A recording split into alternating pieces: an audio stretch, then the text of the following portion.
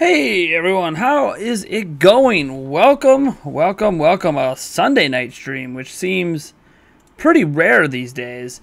Let me give a shout out to everyone who's here. First, we have 61 people watching on YouTube. We got a couple over on Twitch as well. So thank you guys for tuning in big numbers tonight. We got a couple cool topics to talk about. Hopefully none of it starts a fight, because fighting's dumb. They're not going to solve anything by getting into fights.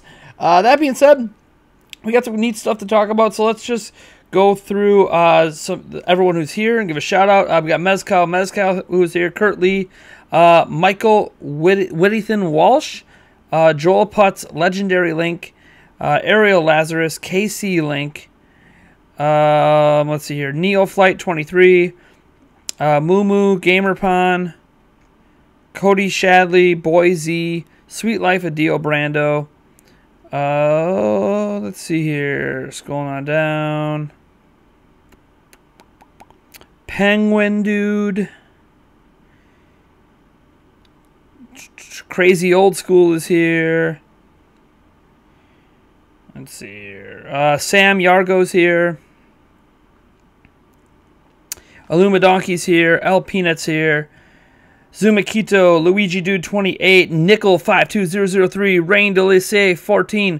James is here. Welcome. It's nice to have a mod here just in case things get out of hand. I don't think things are going to get out of hand, right? Like, I trust my community. You guys are awesome. No blasting here. If you guys saw my episode of Prime News, you might know what kind of inspired that first topic that I'm a little bit worried about. Some people getting upset. Crazy Old School, D-Dub is here. Kukola L3. Zool's Yak is here as well. Make sure I don't miss anyone in here. Edward Norton's here as well. Boise. I think I said Boise earlier. I think that's everyone.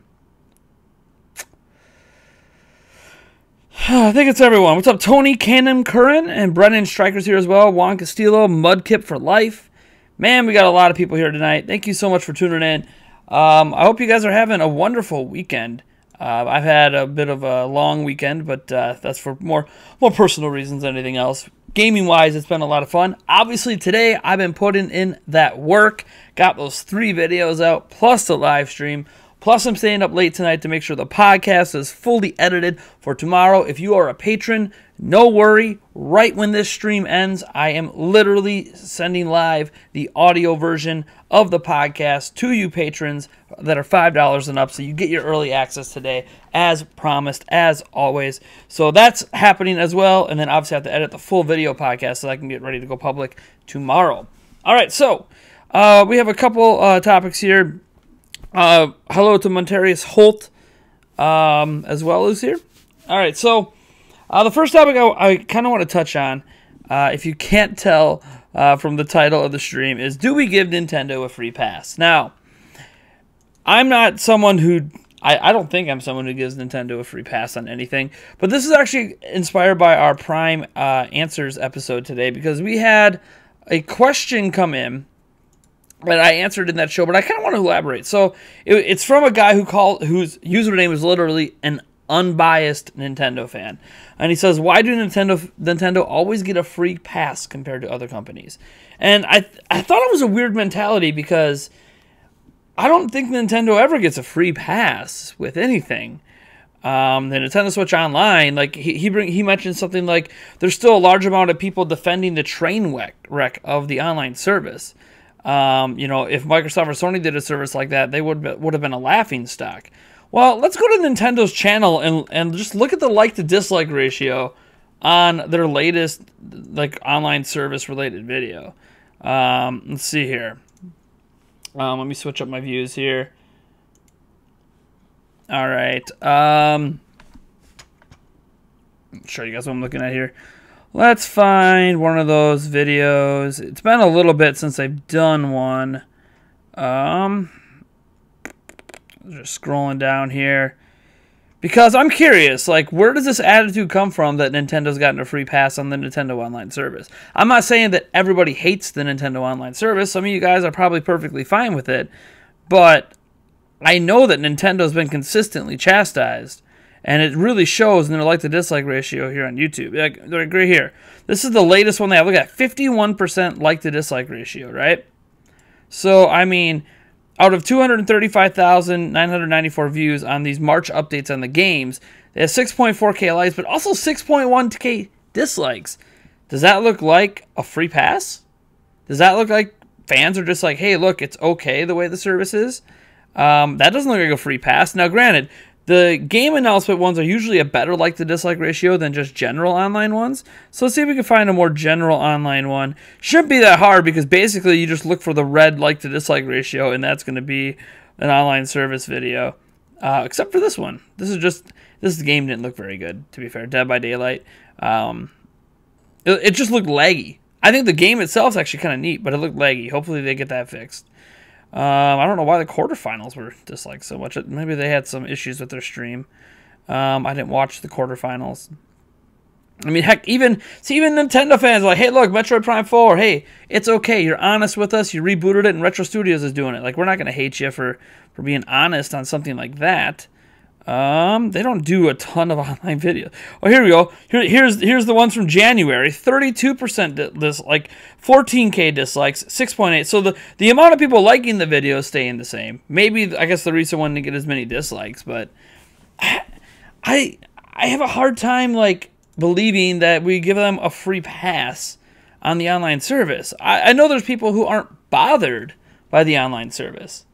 But I mean, do you guys think Nintendo's getting like a free pass on the online service? I mean, how many of you guys are even subscribed to the online service? That's another question to ask.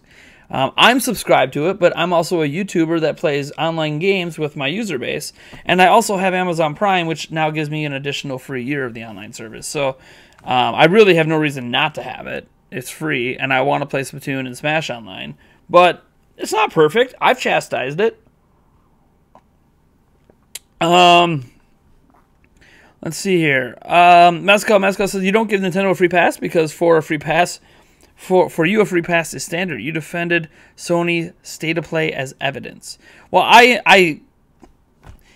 okay. I don't know what that has to do with anything, but last two Nintendo Switch videos didn't get a lot of hate. Well, I mean, 51% and 32% dislike ratios aren't exactly good. No, I'm talking about the comment sections on the last two online videos. Sony people were defending Nintendo. As I explained, I'm glad that an unbiased Nintendo fan is here. Since it was, he inspired this topic. The thing is about that is fanboys and fangirls exist of every company. All right? This is true across the board. This isn't just a Nintendo thing. This isn't just a Sony thing. This isn't just a Microsoft thing, right? Like, fanboys and fangirls exist across the board. And what a fanboy and fangirl means in the simplest terminology is you are such an extreme fan, which is crazy since fan is short for fanatic, which is already pretty extreme. But you're even more extreme to a point that the company really can't do any wrong in your mind. Like, oh, yeah, is the online really that bad? It's only $20 a year, right? Like that's kind of the thing that you'll hear the most common defense. Oh, it's only $20 a year. What's it really matter? It's less than $1 a month, or a little like $1.35 a month, or whatever. Like that happens, okay? And there's people that just truly believe it's not that big of a deal, and that's fine. I respect that opinion. I disagree with that opinion, but I respect it. But that's not the same as a free pass. That just means fanboys and fangirls are just doing what they do. And they're just defending the company that they like the most. You see this with Sony and Microsoft as well. And actually, one of your later points here, that we're about to get into, kind of shows that you yourself might be a little bit biased towards Nintendo. I covered that in Prime Answers, but we'll get into this in a bit. I don't want to like put you kind of on the spot, but you brought up something that just isn't factually true. We'll get into it in a moment. It was said that 50% of Switch users are subbed. Okay, 50%. I'm sure Nintendo would like it to be much higher. Nintendo deserves to be defended. There are so many unbiased hate spewers. Okay. Switch Online is pathetic. I'm disappointed by Nintendo. Game It Up to the back says that. I'm not pissed at Nintendo Online. Not only that, I truly enjoy Tetris 99 and Mario Kart 8 Deluxe. Dude, I love Tetris 99. Tetris 99 is great. Like, that's the weird thing. I'm not mad about Nintendo. Like, saying I'm pissed about Nintendo Switch Online would be an overstatement. I'm not mad. I just know it can be better, and it needs to be better, and it should be better. But I'm not really mad. It takes a lot to get me truly upset at something, but I'm obviously not just going to be like, hey, Nintendo, it's okay. Don't make the service better. Like, no, it's not okay. Make the service better. But I'm not going to be so angry about it that I'm going to, like, go up on a soapbox and start screaming at Nintendo. Like, what? That's like the polar opposite of a fanboy, right? You don't want to be like you don't really want to be like the super fanboy that defends everything, and you don't want to be like the exact polar opposite that's just constantly negative, because that's not going to get you anywhere. At least I don't believe it's going to get you anywhere. I don't know everything, but that's just my true belief. Ariel Lazarus says, all companies do crappy things, whether people get mad or not, it's fine. Everybody has a right to their own opinions. People just need to chill. Okay, cool.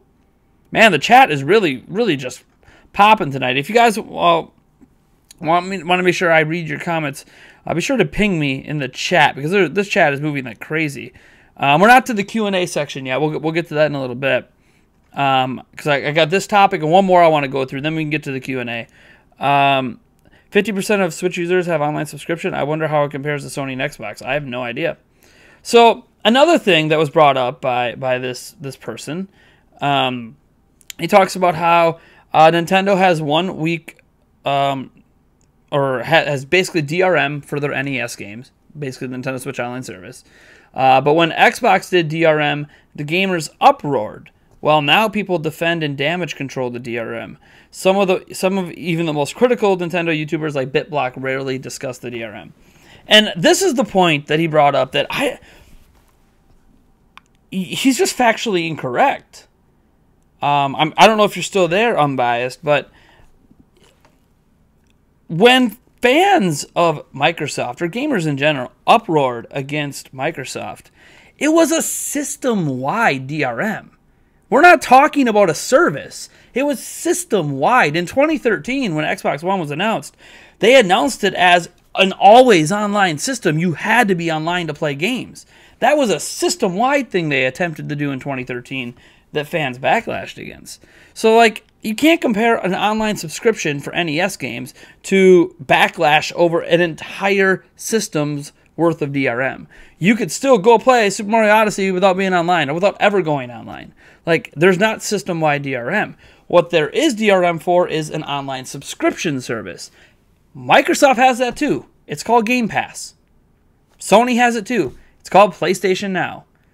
All three of those are online subscriptions to play older games.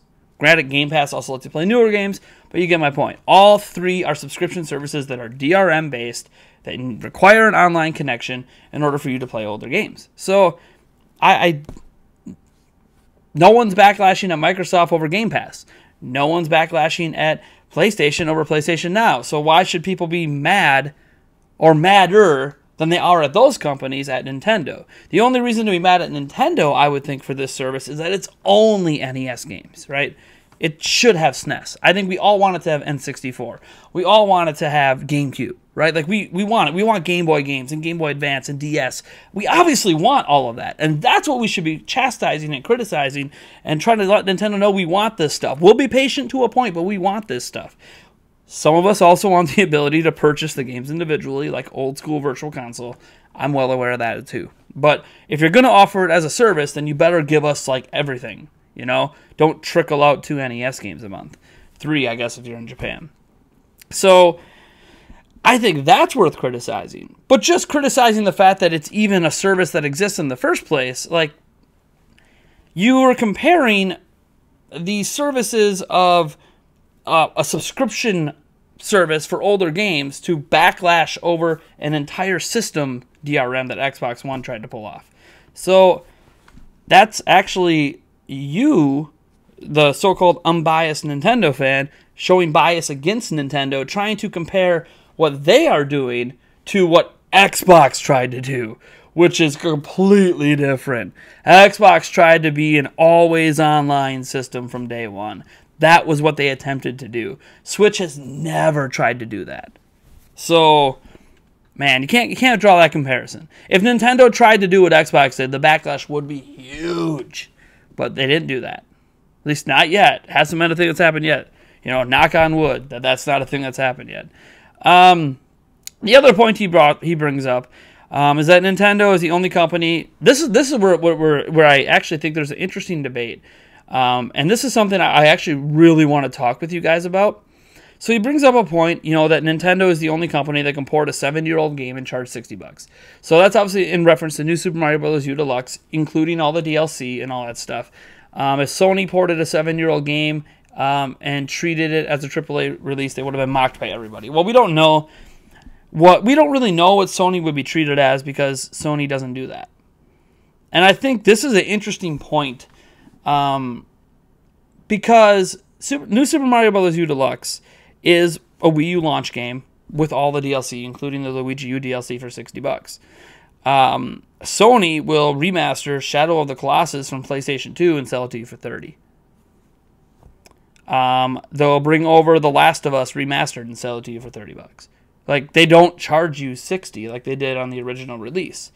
I think that is a very interesting point because does Nintendo kind of get a free pass on charging $60 for these Wii U games? I think that's an interesting point because nobody else does it. Sony, the one that really ports over the games the most, they don't charge $60 when they do it. So it is an interesting point. I will note Sony's never been in the situation Nintendo is, where like Wii U was such a failure. Like the lowest selling Sony home console was PlayStation 3 at 80 million. So they've never had a system sell 13 million. So I don't know what Sony would do if they had a bunch of exclusives on a system that only sold 13 million. Maybe they would re-release them for 60. I don't know. That's getting presumptuous. But Sony hasn't done that yet. So I don't really know, you know, if we're giving Nintendo a free pass. I don't think that they should be charging $60 for Wii U ports. I fully believe they should not be charging $60 for Wii U ports. I've said this before. This isn't a new hot take from my end. I don't care how good the games are. They are technically ports, and I would prefer them not to charge $60 for them. Even remasters, like when they did the Wind Waker HD and Twilight Princess HD, like, why are they $60? No one else charges $60 for remasters like that.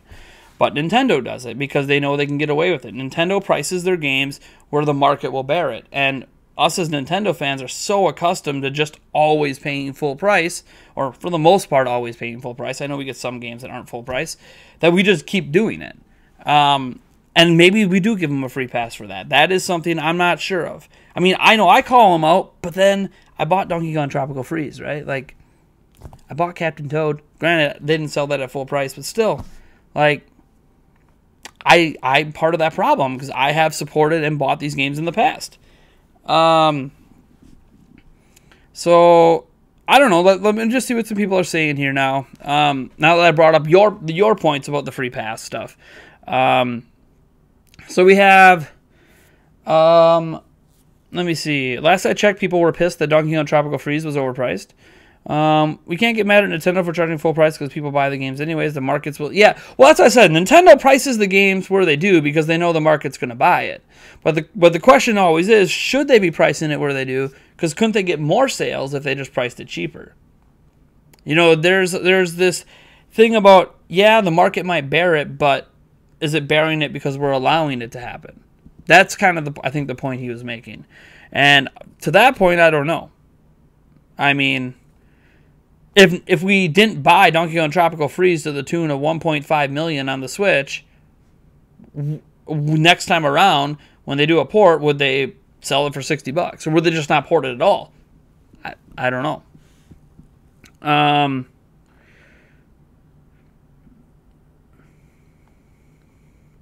So Sony can charge $60 for online. When Nintendo gets $60 for a port, it's an issue. I think there's a difference. You can't compare that. Again, this is like comparing apples to oranges. You can't compare an online service for $60 a year to, 7 Wii U ports in 1 year at $60 a pop. Like, you can't. That's not really a fair comparison, all right? Like, one's a service that tries to offer you enough value for that 60. Granted, PlayStation should be chastised because they used to give you 6 free games a month. Do you guys know that? That being subscribed to the PlayStation service used to give you 6 free games a month, and now you get 2. So, I mean, that service has actually devalued itself a little bit, maybe because of the PlayStation Now service they have. Maybe they'll meld the network and that in the future. I don't know. Like, Nintendo already has them melded together, but let me see what the people are saying. MacBeat says, my biggest problem with Nintendo currently are the full price games and online. Okay, cool. I don't know. People get mad at this, but maybe Sony should be charging $60. Why does the value of the game change because time? And so, GamerPon, that is one thing I will always agree on. That I don't think a. By the way, guys, I want to give a fair warning to the chat right now. We do not insult people. I need to make this statement very clear right now, and this is why I was so worried about having this topic come up, because I know how passionate you guys can get.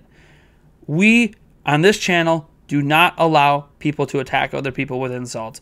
You cannot be calling people an idiot. You can't be calling people stupid. You're going to be timed out for it if I catch it again, and next time after that, it's just going to be an instant ban. I'm not putting up with that crap on this channel.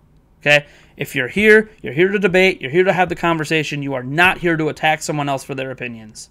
Okay? This is a hot button topic. Lots of opinions both ways. Okay? Be respectful. You don't have to agree, but be respectful. Please. If you can't be respectful, you're going to be gone. All right. Let's get back to the actual conversation now, can we? All right. So I'm just reading some more of the chat here. I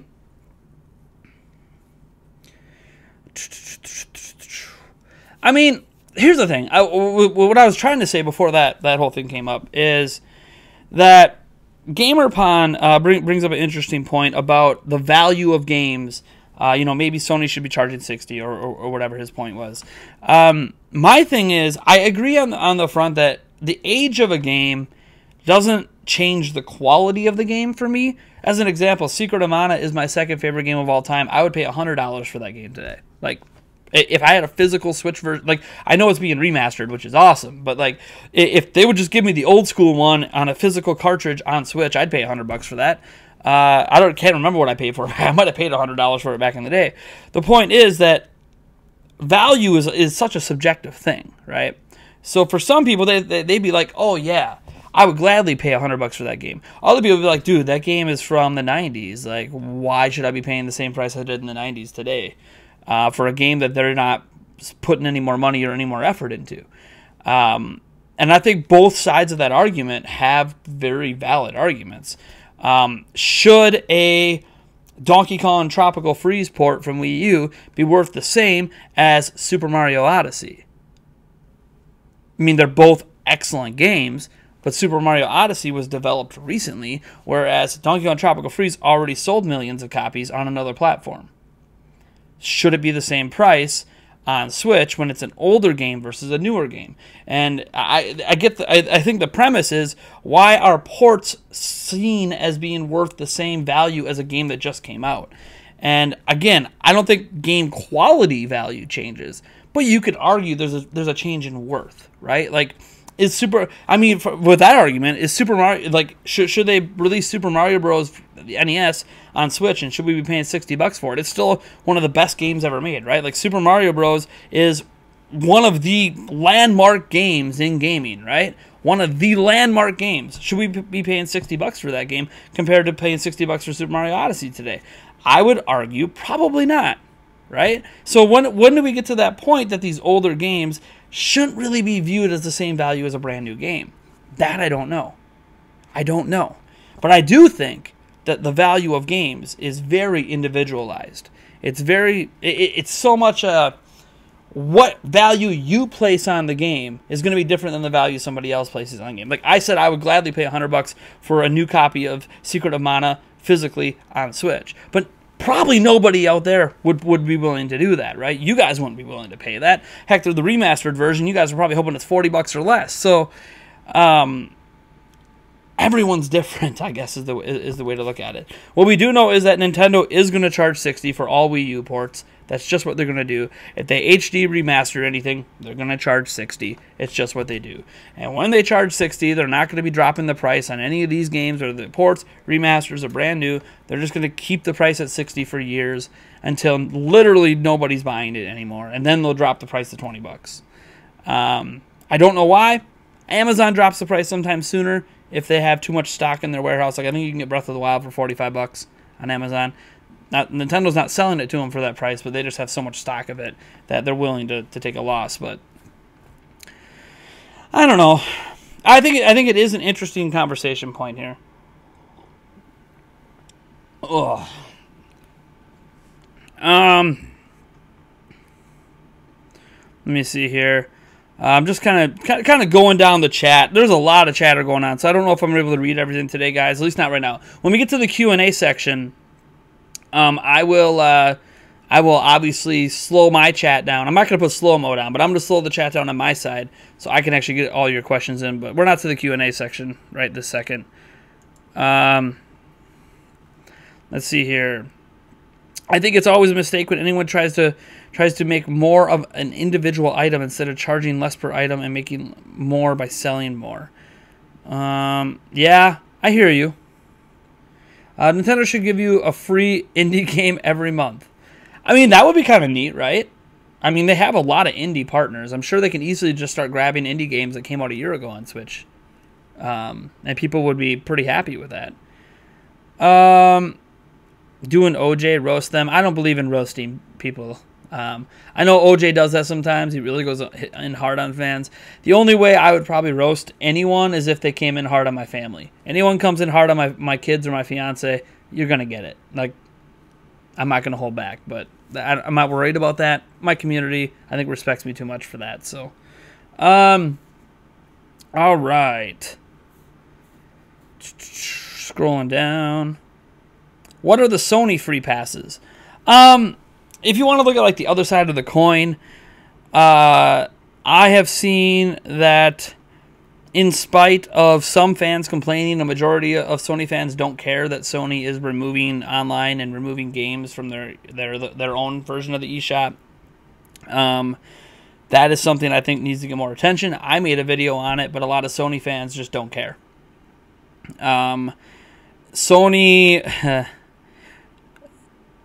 Sony's done a lot. I think the one thing that Sony fans kind of got behind was the crossplay stuff.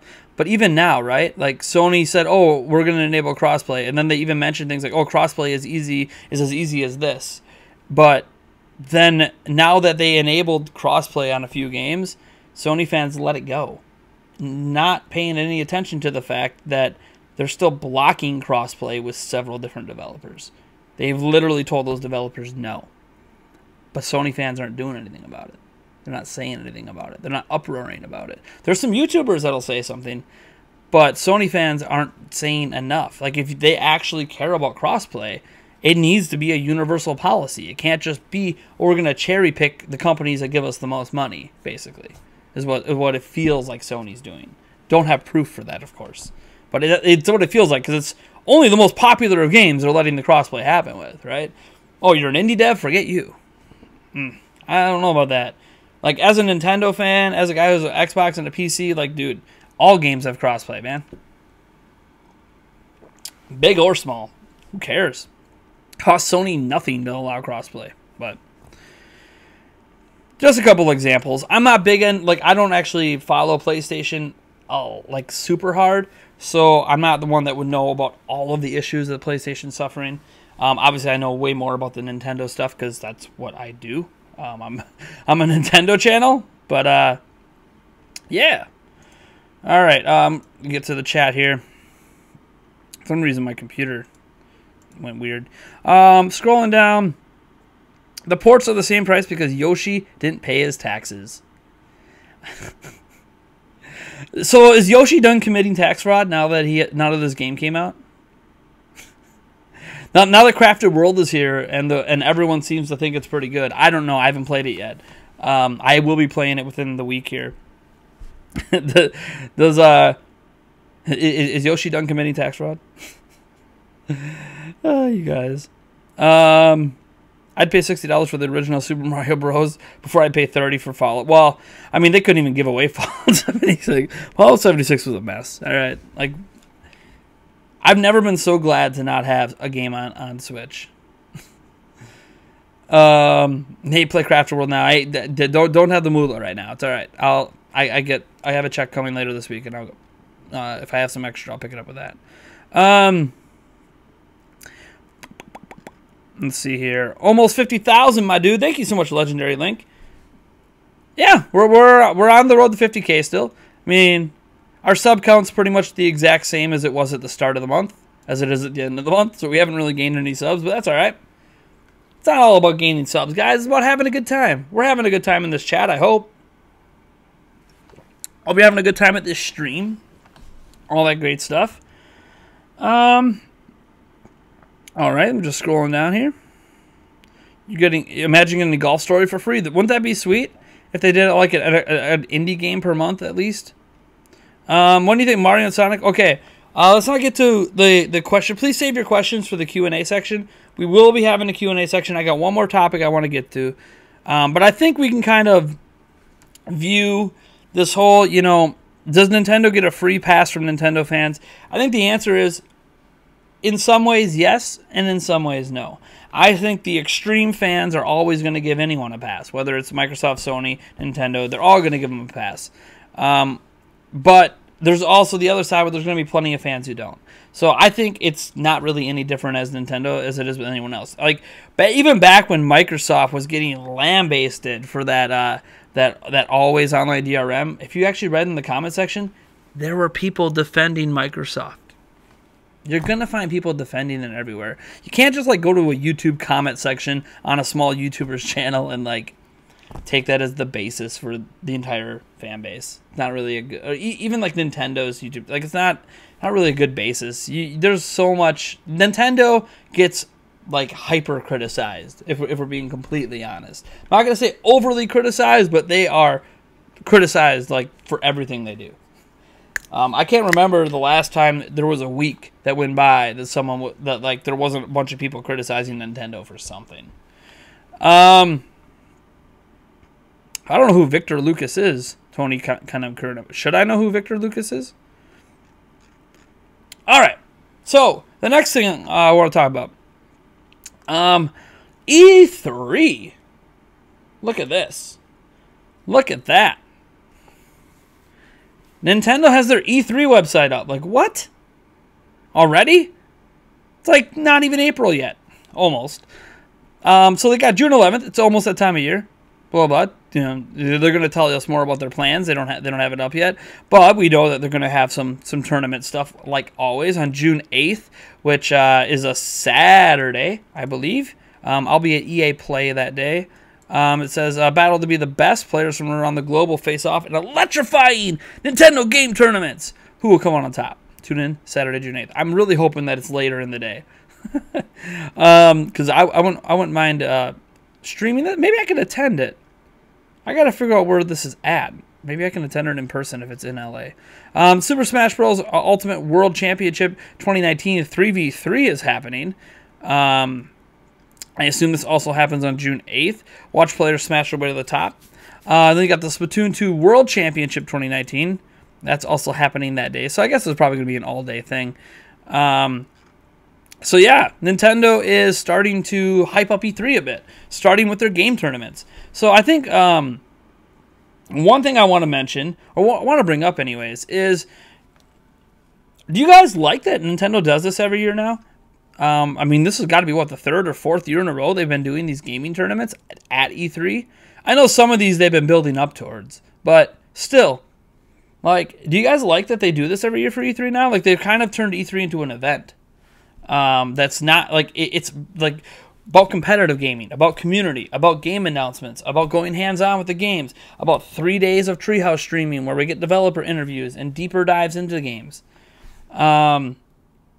You know, what do you... I mean, going hands-on with the games, that's not something unless you're at E3. But everything else you guys get to basically enjoy right from your living room, right from your phone or wherever you're at. So they got... I mean, just look at all this stuff. I mean, they got their E3 website up, and they're just hyping things up. So... my thing is do you guys like the direction that Nintendo's been going with E3, especially starting with these tournaments? You will be at EA Play.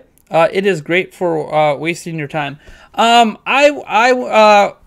Okay, so last year when we went, I didn't go to EA Play, but Eric did, and he got to go hands-on with a few games, including FIFA. And we actually got footage of FIFA from EA Play. And we were one of the few channels that have footage of it, and people came to watch it, and it was pretty nice. So, we're gonna go to EA Play because they have game demos to play, Switch game demos to play. So yeah, that's why we're there. I mean, they'll have announcements at their live show thing, but I might, we're gonna be there, so I'm not gonna be streaming their live show, which is like their Treehouse, except they'll have more announcements in it this time around because they're not doing a press conference. E3 is going to be the year for Microsoft, Ubisoft, and Nintendo.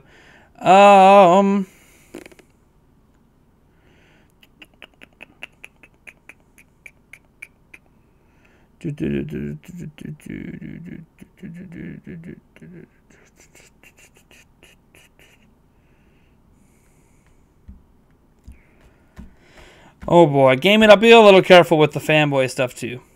I know I bring up the term fanboys, but I'm very careful about calling someone a fanboy. I don't, anyways. Nintendo's E3 is going to be hype, says James. Nice. Excited for Bethesda's E3. Yeah, they show some cool stuff. I mean, obviously we're going to get a lot of Doom Eternal. Which will be nice. Can't wait to go hands-on with that. I assume they'll have a demo of it for Switch. That's going to be nice to go hands-on. Luigi's Mansion 3 hype. We got to see Luigi's Mansion during E3, right? Have to. There will be no EA games, Switch games at E3 because there will be no EA games coming to Switch besides the bad FIFA port. So, I don't like that FIFA isn't using the current gen engine, so it's not really the same game as the other ones. But the engine it does use is still nice. Like, I've played FIFA 18 and FIFA 19 on Switch. It's fine. They're not bad games. Like, they're just not... They shouldn't be $60 because they're not really the current gen version of the game, and they're missing some features. But the gameplay is great. Like, it feels like FIFA from a handful of years ago, which was still really good. So you can not like it, and that's fine. And I don't think we should be accepting what they're doing with FIFA. But I won't go as bad as to say it's a bad port. It's still a really good game. It's just not the best it could be because they're not using Frostbite and they're not giving us the same version as everyone else. The version we get is still really good. And if you want portable, soccer, portable, football on the go, like, it is technically the best version that's ever existed. So, I'm not going to argue with someone. If you're a big soccer fan, you pick it up every year and Switch to take it on the go, you're still getting a quality game. It's just not like the best. Now, there's other EA games too. I think we got, was it Fez? Or Fey? No, Fee. We got Fee. So we could get some EA indie games. There's also that rumor about Frostbite, so you never know. Maybe they'll have an extra game or two. If Frostbite's coming, then that's when you could think, oh, maybe Madden or something like that. Probably has the best shot if there's going to be another EA game. Come on, Prime, you brought up about fanboys. It's one thing to bring up about fanboys gaming up. It's another thing for me to start calling people fanboys. Like, yeah, we all know fanboys and fangirls exist, but I'm not going to sit there and start making accusations towards people. It's a little different. Accusations is basically the same as name calling, and not going to do that. Not going to do that on this channel, man. If you can't stop it, I'll stop it for you. We do not call people names. And a fanboy, the term fanboy is often taken by people as an insult. So we just don't do it. Just don't do it. You can think it internally in your brain if you really want to. You don't have to say it out loud. We kind of use the term, if you don't have anything nice to say, don't say anything at all. Or the phrase, the term. E3 tournaments is a genius level marketing tactic. It says Coca-Cola L3. Dude, I agree. I think it's really, like, think about it. Splatoon was supposed to be done by now, right? They're supposed to be done updating the game. It really wasn't supposed to be relevant anymore. And here they're still updating the game long after they said they were going to be done. Remember? They were supposed to be done like 3 other times. Yeah. Matthew Campos hits us. He broke the broke the donation / super chat drought and said, I buy FIFA every year for Switch. Don't regret it. Well, first off, thank you so much for your $2, Matthew Campos, as always. And yeah, I mean, it's a quality game. I have played it. I'm not into FIFA, but having played them, they're still good ports. They're just, or I shouldn't even say ports. They're good games. It's just not what FIFA is on every other platform. But it's still good. I wish that they would, finally bring Frostbite over and give the full version, and maybe that they're going to do that this year. I don't know.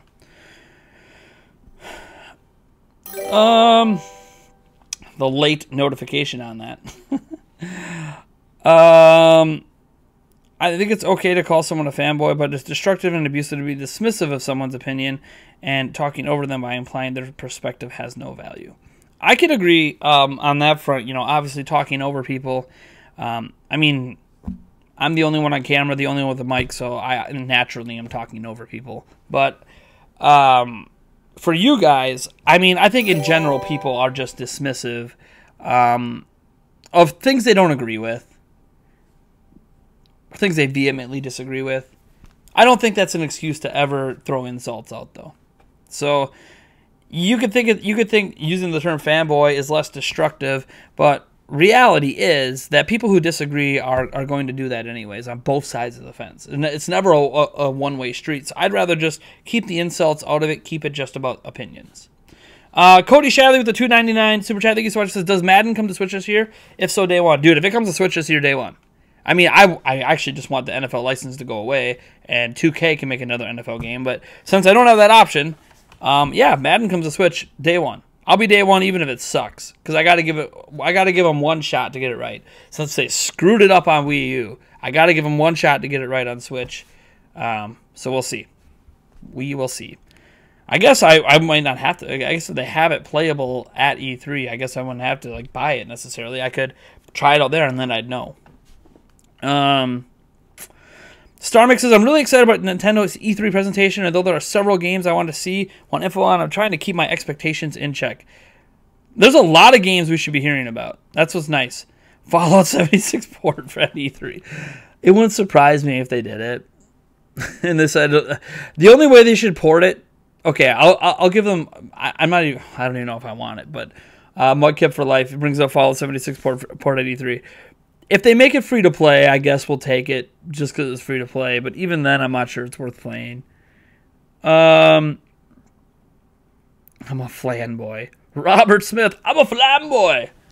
I played NBA 2K18 for a while, but it took up so much space I had to delete it. Yeah, dude, I played the hell. I have over 200 hours in NBA 2K18 on Switch. NBA 2K19, I have probably more hours on my Xbox than on my Switch, but it's just because I haven't been out of the house much. Once I'm, off on the plane and gone for 9 days in LA, there'll be some NBA 2K19 going on, especially if my Milwaukee Bucks are in the finals. Exciting stuff. Let's see here. Can we get Spyro Reignited on Switch? A lot of people want that, I know. How big NBA 2K20 will be? Probably 32 to 36 gigs. Who knows? We're talking about AAA games. They're big. That's actually quite small compared to a lot of AAA games. I'm a fanboy. I love Adidas, Green Bay over Pats, Toyota cars, and the list goes on. Let's see here.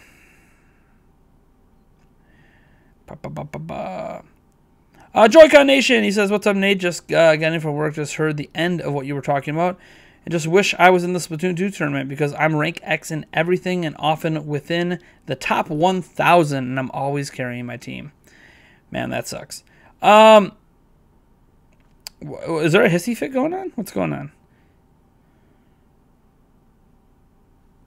Okay, you know what? We're just gonna do this, and we're gonna do this, and we're gonna do this, and I'm just gonna say, knock it off, you two. You two are the only ones causing problems. You're like going at each other's throats like you're two siblings who kicked each other in the nuts, and you're both blaming each other for it. Like, let's stop. Come on, come on. It's so dumb. So dumb. It's not worth it. Your little tit for tat you're having right now it's not worth it. So just stop. If you guys come back off that timeout and go back at each other again, you're just gonna be gone. I'm sorry. Don't do it. It's stupid. Anyways, and now you're gonna come back and yell at me how stupid I am. I'm sure. Whatever. All right. You guys can ask. You guys can go ahead and start asking questions if you want.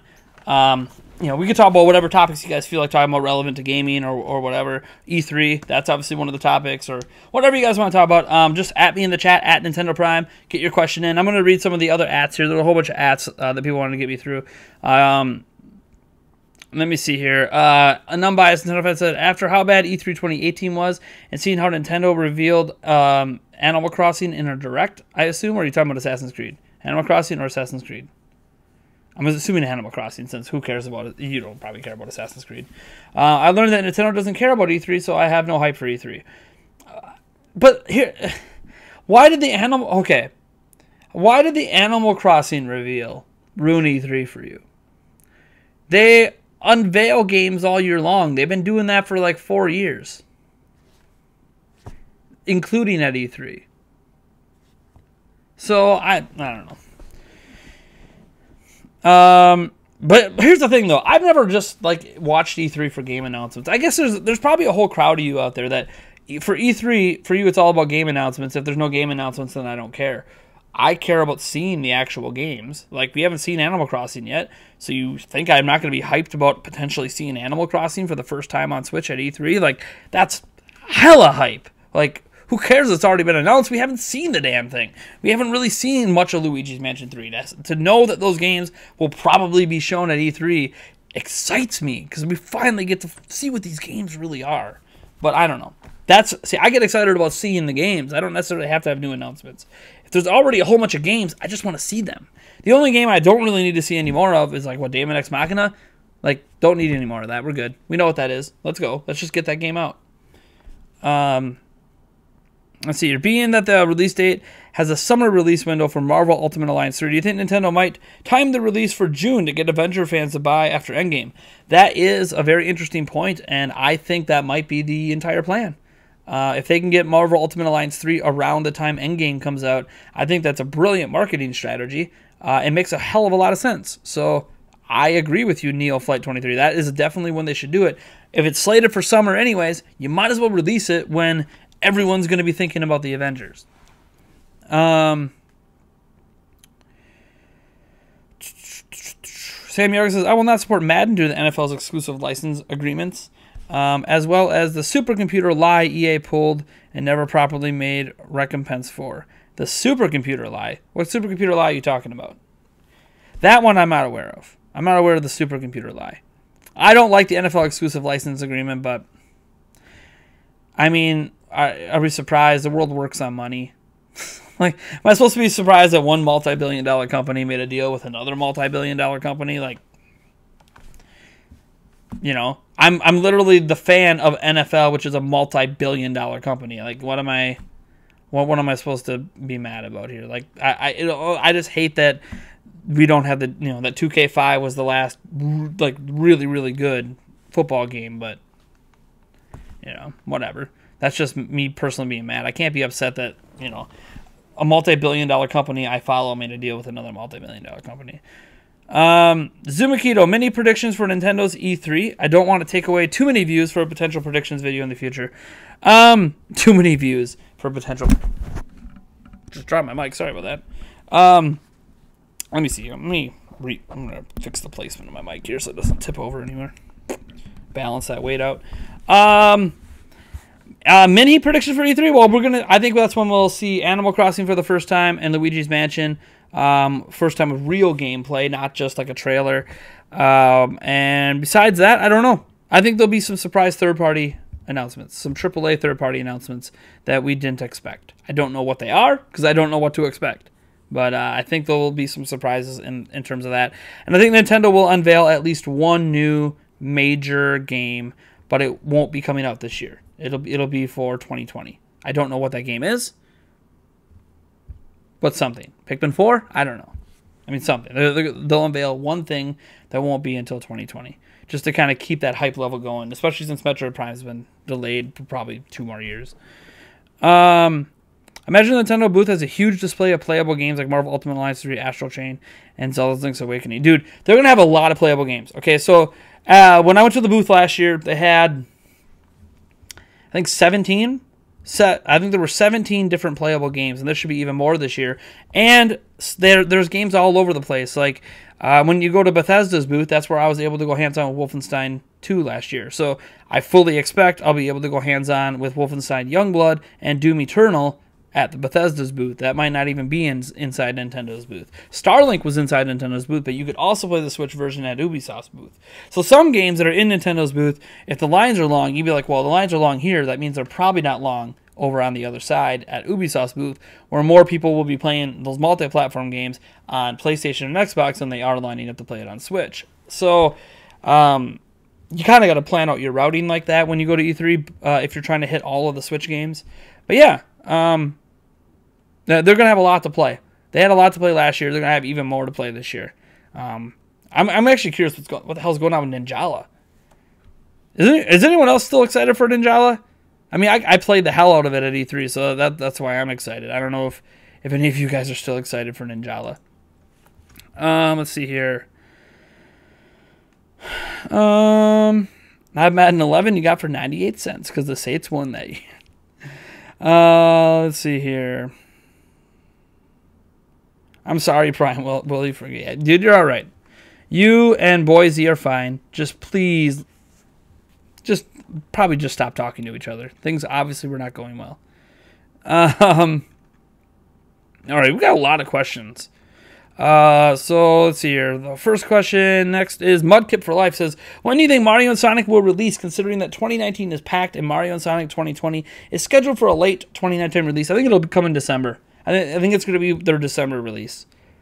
Something low-key, but something to kind of follow up after Pokemon. Something that might be able to keep a little bit of momentum going. I think it'll be a December release. Especially since, yeah, I think it's just going to be a December release. So yeah, there you go. Matthew Campos says, what equipment do you use for your YouTube channel? Man, very good question. So, you are watching me right now on camera through a Lumix G7. That is the camera I use. It's like a $600, $700 camera. Does up to 4K 30 FPS. I record everything right now in 1080p 60 because it's just easier to downsample, but I am probably eventually going to start recording again in 4K and then downsampling it down to 1080 because then you get better image quality. But I haven't done that for a while because I've been having some issues with some other technology I have, and I run that through AverMedia 4K capture card that's inside my computer. That's what enables me to use this camera as a webcam and also directly record to my computer without having to use a memory card, which I also have for it, of course, and batteries. It's using direct power right now. The microphone I'm using right now, this is a AT2035. They're about $150, at least it was at the time we got them. Very high quality mic. There's really only one microphone you would get that's a big step up for YouTubers or for podcasting, and that microphone's like $400 each. And maybe someday we'll use those mics, but right now my plan is I got to get like a couple more of these mics because we have a new set I'm building. Anyways, and I run both of these through a mixer. Here, in fact, I have 2 of these mixers. Let me go grab the other one to show you guys what mixer I use.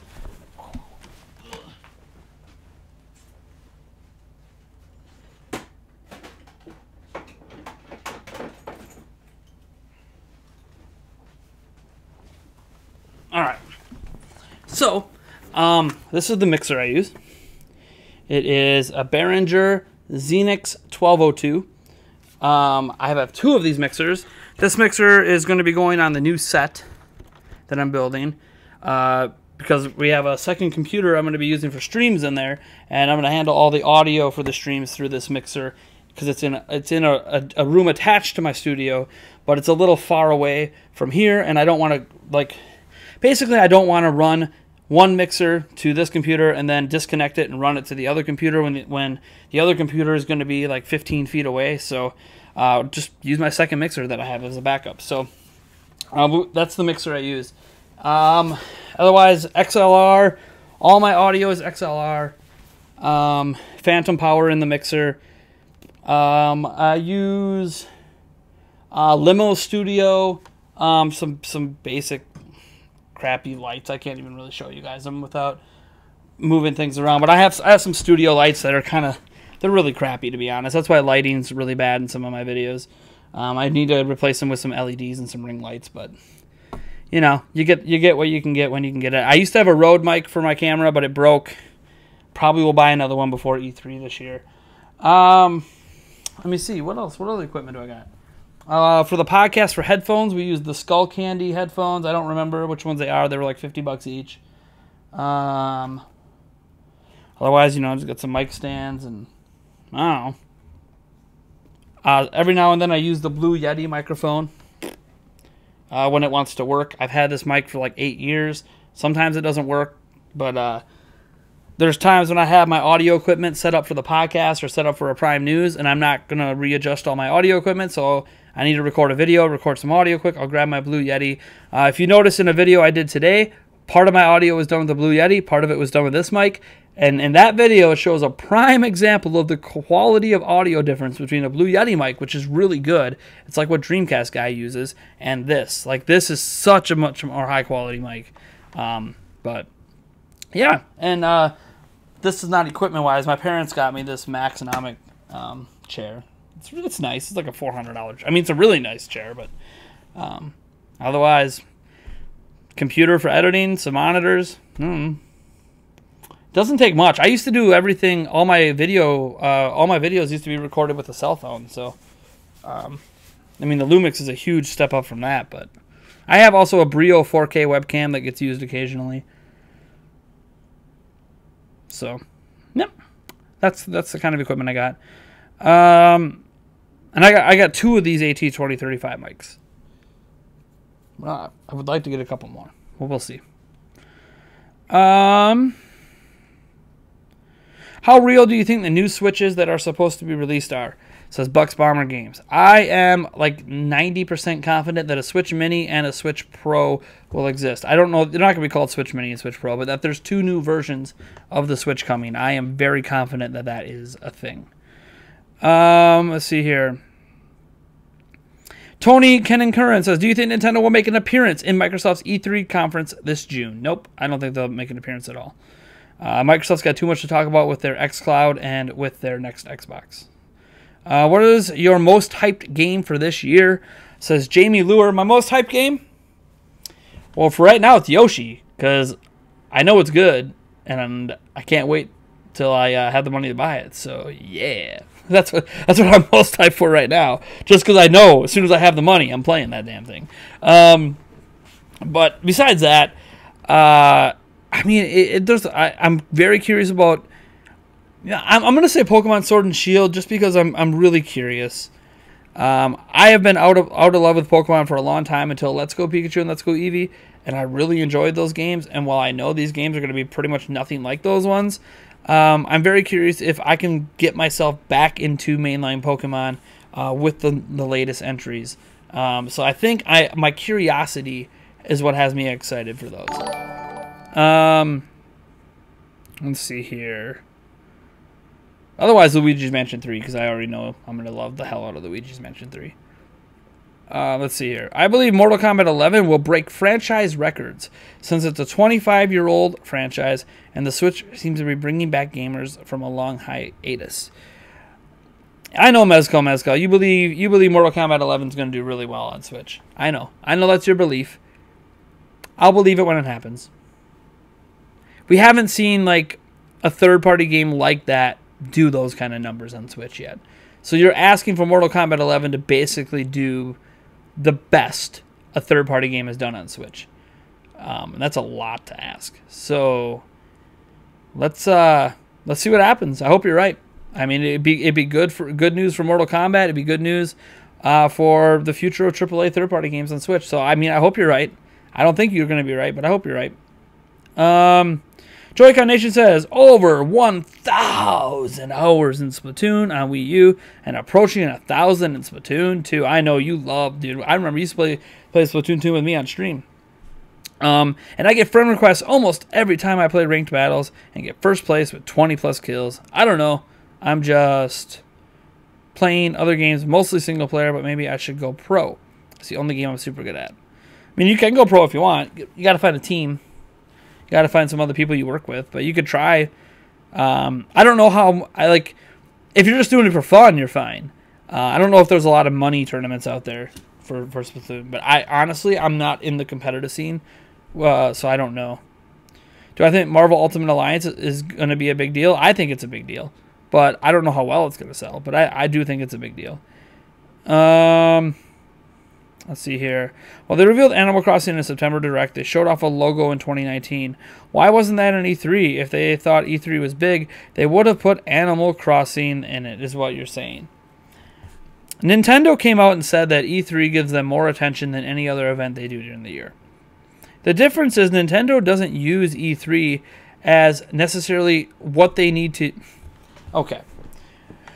The biggest E3 Nintendo has had in probably the last 5 years was E3 2016, when the entire E3 was dedicated to Breath of the Wild. And that was a game that they announced in 2014.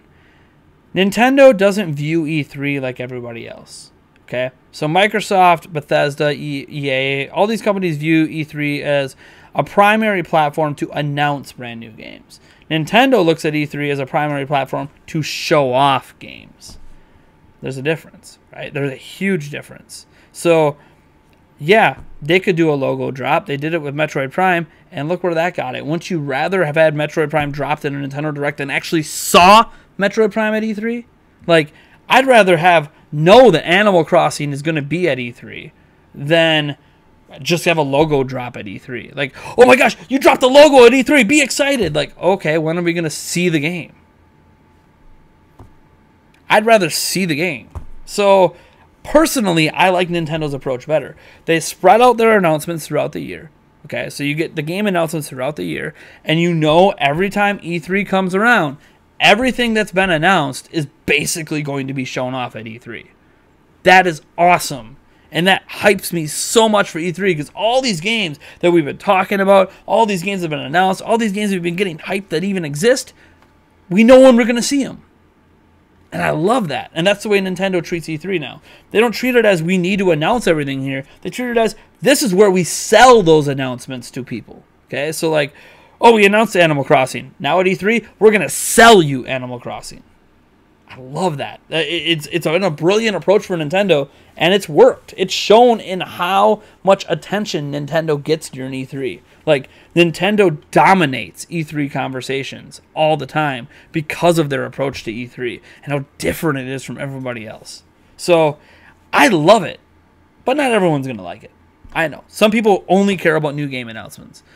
I care about the games. I don't really care if they're newly announced or not. I care about seeing games. And obviously, since I go to E3 now, I'm hoping to go every year, I care about going hands-on with the games too, but that's also for YouTube content. I care more about going hands-on for YouTube than I do about personally going hands-on. Although it is cool to go hands-on with the games. But I do that mostly for content. Like, it's work. I enjoy it, but it's work. Don't enjoy all aspects of it. Like last year when a guy with one of those giant TV cameras smashed me in the knee on the final day. Didn't enjoy that so much, but accidents happen. MacMan, do I care for Cuphead? If so, when do you think the DLC will release? I don't know. They said it's coming with all the DLC, I thought. Maybe I'm wrong on that, but I'm pretty sure I remember them saying it comes with all the DLC. Anyways, do I care for Cuphead? Yeah. I never played it. So I'll probably end up picking it up. Eventually. I don't know if I'm going to get it at launch, but eventually. It's on my radar. Can't believe Mario Maker 2 is so close. Yeah, dude, it's pretty close. Is swearing all right again? No. That's another thing I got to remind people. We don't really allow swearing. There hasn't been a lot of it, but I'm sure there's been a word here or there. Just YouTube really frowns on it, so we're just going to avoid it. What Nintendo game is most likely to be delayed to 2020? Town. I guess that's more of a Game Freak, even though Nintendo probably publishes it. Animal Crossing probably at this point. It's the only game they have announced we haven't actually seen gameplay of. Like Luigi's Mansion, they showed some gameplay in the trailer. We've seen nothing for Animal Crossing, so that to me is the most likely to be delayed. It's also the one that everyone's going to be really peed off if it is delayed. Do I think Animal Crossing will be a late summer release or a fall release? Probably fall, but I don't know. Until we see the game, like we need to actually see it before I can really determine, when it's going to come if they don't give us a release date when they do that. You probably broke that rule. Here, the thing about the swearing is I'm lenient on it when I do see it because not everyone knows the rules, and I'm not going to punish you for it. I just sometimes forget to say something about it because I don't really care about swearing, but YouTube cares about it. So I try not to allow it just because YouTube really wants channels to be more family friendly. We'll never be 100% family friendly, but we can be pretty close to it. And I think just literally eliminating swearing and insults pretty much takes care of everything. Or most things, I should say. And politics and religion, we don't talk about that either. But I think most people know that. Let's see here.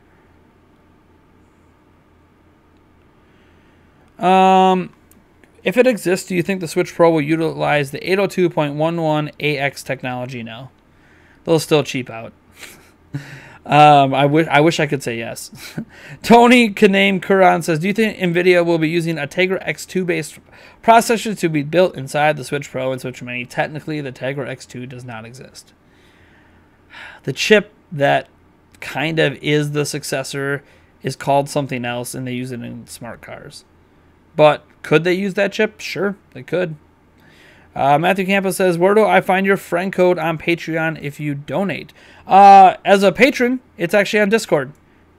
If you go to the friends codes thing on our private Discord and you click on the pinned messages, you will see my friend code. So that's, if you're a patron and you're on our Discord, that's where you go. You go to the Discord and you go to the friend code private room and click on the pinned message. And Nate, if you guys want my friend code, it's literally just $1 on Patreon, and you can go with my friend code and play games with me. Speaking of Mortal Kombat, I bought my first fight stick today. It's compatible with both Switch and PlayStation 4. Not sure which version to get. Good luck. I don't think you can go wrong. Mortal Kombat 11, what we're hearing on Switch is it's really, really good. It just obviously looks better on PlayStation. I mean, that's a given. All games are going to look better on PlayStation or Xbox, so I believe it's a big deal as well. Team Ninja will probably do a great job making Marvel Ultimate Alliance 3. I hope so. Like, that's a good team, a good development team, and Marvel Ultimate Alliance has a pretty decent reputation, so I'm really hoping that they deliver. The lead up to Breath of the Wild was one of the most exciting moments in gaming for me. Same for me, especially since I got to go hands-on. When I worked at Zelda Informer, that was my first ever trip to E3, was back in 2016. I went there to cover Breath of the Wild, and oh my gosh. Ever since I touched the game on the show floor, I already knew it was going to be my favorite game of all time. Let's see here. GamerPod, I'm thinking about going to E3. Is it worth it, or are the lines still crazy? The lines are crazy. Lines are always crazy. There's like 70,000 people. Of course the lines are crazy. I only do it for work.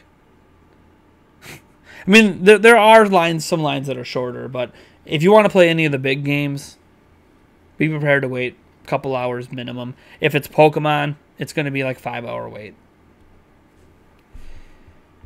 If you have a media pass, then you get to skip a lot of the line stuff because the first 2 days you get in early.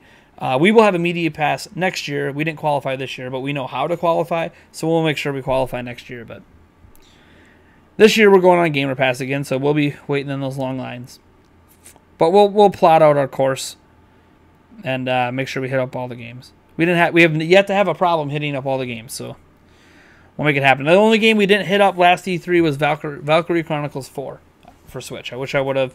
That's the one game that it's because I left my badge back at the hotel. I lost 2 hours. That otherwise we would have had every single game.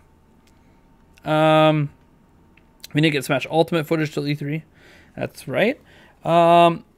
Any is you wanted to get into heaven, but God said PK. PK, jeez.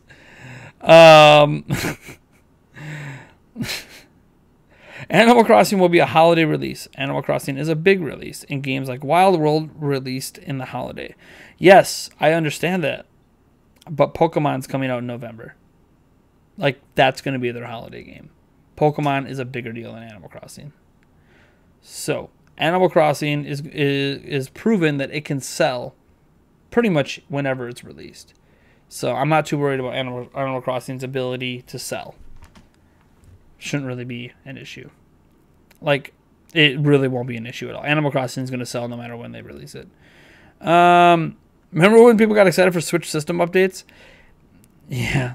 Well, that's because people were waiting for everyone was waiting for new features. Oh, there's a Switch system update. Do we finally have a web browser? No. People just gave up. Everyone was just like, why get excited about system updates when we're not going to get the updates we want anyways? But yeah, I remember that. And that was just new icons. Mario Maker 2 sales. What's your guess? First month, first year.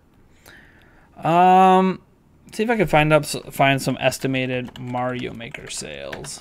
Let's see here.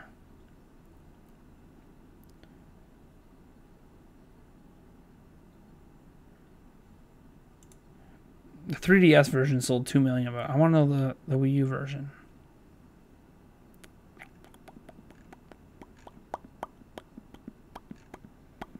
Sales. Okay.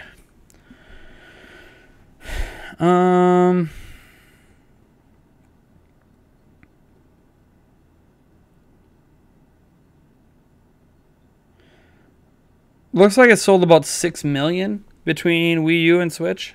A little over 6 million. So I would say your exact question was you know, what's your guess first month, first year? I'd say it could probably do 4 million or so in the first month. Well, it depends on if it's the beginning of the month or end of the month. If it's end of the month, then it's probably going to be a couple million. If it's beginning of the month, I think you can hit 4. And then first year, I think it's going to outsell Mario Maker total. So I think it's going to be like 6 or 7 by the end of the first year. Because I think the hype for that's going to be insane. And everything is selling better on Switch than it's sold on prior platforms. Like everything. So that would include Mario Maker. You'd be interested in playing the indie games. Yeah, dude, they have some indie games there. You got to kind of dig for them sometimes. A lot of times the indie games are kind of... There'll be indie games inside Nintendo's booth. Like I got to play Killer Queen Black, Overcooked 2, and a couple others in there. Overcooked 2 had quite a long line. But Killer Queen Black Tank, you could basically just walk up and play it right away. I mean, you had to go through a line to get in to the booth, and then once you're into the booth, you could just pick whatever, and there's different lines for different games. But yeah, there's indie, like Ninjala was one. There's indie games for Switch kind of spread all over the place, but you kind of got to search for them. There's a lot of people, so you easily miss them, but it's up to you. I mean, it's $250 to go. You know, I'm not going to say you'll have a bad time, but it all depends on, you know, what you're planning to go. I think going once to E3 for the experience is really cool. Because it's just kind of neat. It's such an interesting convention. And you'll bump into a ton of YouTubers as well. You'll bump into a whole bunch of media people. Like it's really It's a really interesting event. It's like one of the only events where you go to it and like you're gonna bump into Angry Joe. Like he's there. You're gonna bump into him. You're gonna bump into the guys from Easy Allies. You're gonna bump into Kotaku writers and IGN people. Like they're everywhere. You might bump into Doug Bowser. You know, like it literally puts like media, gamers, and industry people like literally all together, which is really neat. It's also really hectic, but really neat. Let's see here. Sucks I didn't meet the podcast requirements. Yeah, it's all right. We'll make it in as a website next year. Joy-Con Nation, I'm loving my Xbox One X. More and more for the third-party stuff, but at the same time, I'm in the process of moving, and the Switch has been a gift straight from about, I'm not sure if I... Wait to buy Doom Eternal on my Xbox One X and that new ninja-looking Dark Souls game. I think it's called Sekiro. Yeah, Sekiro. Yep. The portability is godlike amazing, but the One X is just so good. Yeah, dude, the Xbox One X is great. I love it. I play games on the Xbox One X every week. Cool, man. Maybe you'll see me at E3. Yeah, I mean, I'll be there. I'm not really planning any fan meetups. At least not during the actual show floor days, because I have a lot going on. But if I bump into you or you happen to see me, go ahead, come say hi. I'll be the guy waiting in lines. Or rushing across the floor to get to the next game. Because I got lots of footage to record. Even if I can't get my camera in this year. Eric and I both got good phones, so we can make sure we get decent footage. Wait to buy Doom Eternal on my One X and that new Ninja... Oh, yeah, I already read that. Let's see here. Watch the Switch Pro exclusively have a browser. Technically, it wouldn't be exclusive. There's a browser on your Switch. Forget your password to log into Facebook. You can get to the browser. It's not a good browser, but you can get to it. It's a thing that exists.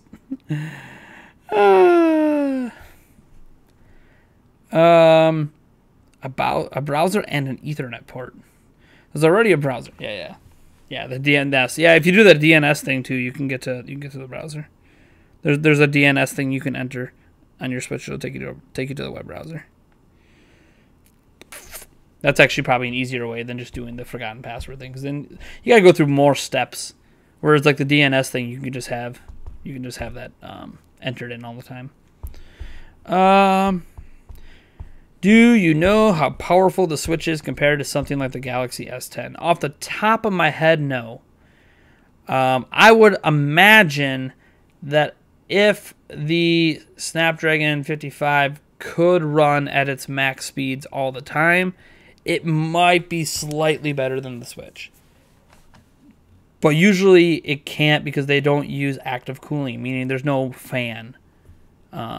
It's just all liquid cooling or just a copper heat pipe. So, or a combination of both. So it ends up with this thing where the heat dissipation is limited. So usually you can't run those chips at like their best of the best. Which is why Switch is able to still, throw punches with all the latest devices. But I would imagine it's probably more powerful. It definitely has more cores, and their phones have more RAM. That's for sure. But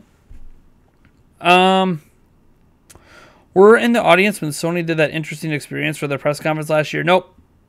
I didn't have a media pass. You got to have a media pass to go to stuff like that. So nope. Or you got to be invited.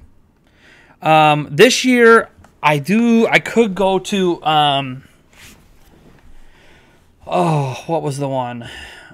Was it Ubisoft? I think it's Ubisoft. I have an opportunity to go to theirs. Is it them or Bethesda? I can't remember. I'm probably not going to go to either one. But yeah, I have an opportunity to go. I'm probably not going to go because I don't think there's anything gained from being there in person. I think the content I would gain doing a live stream of it from the hotel room, watching it with you guys, is a much better use of my time than,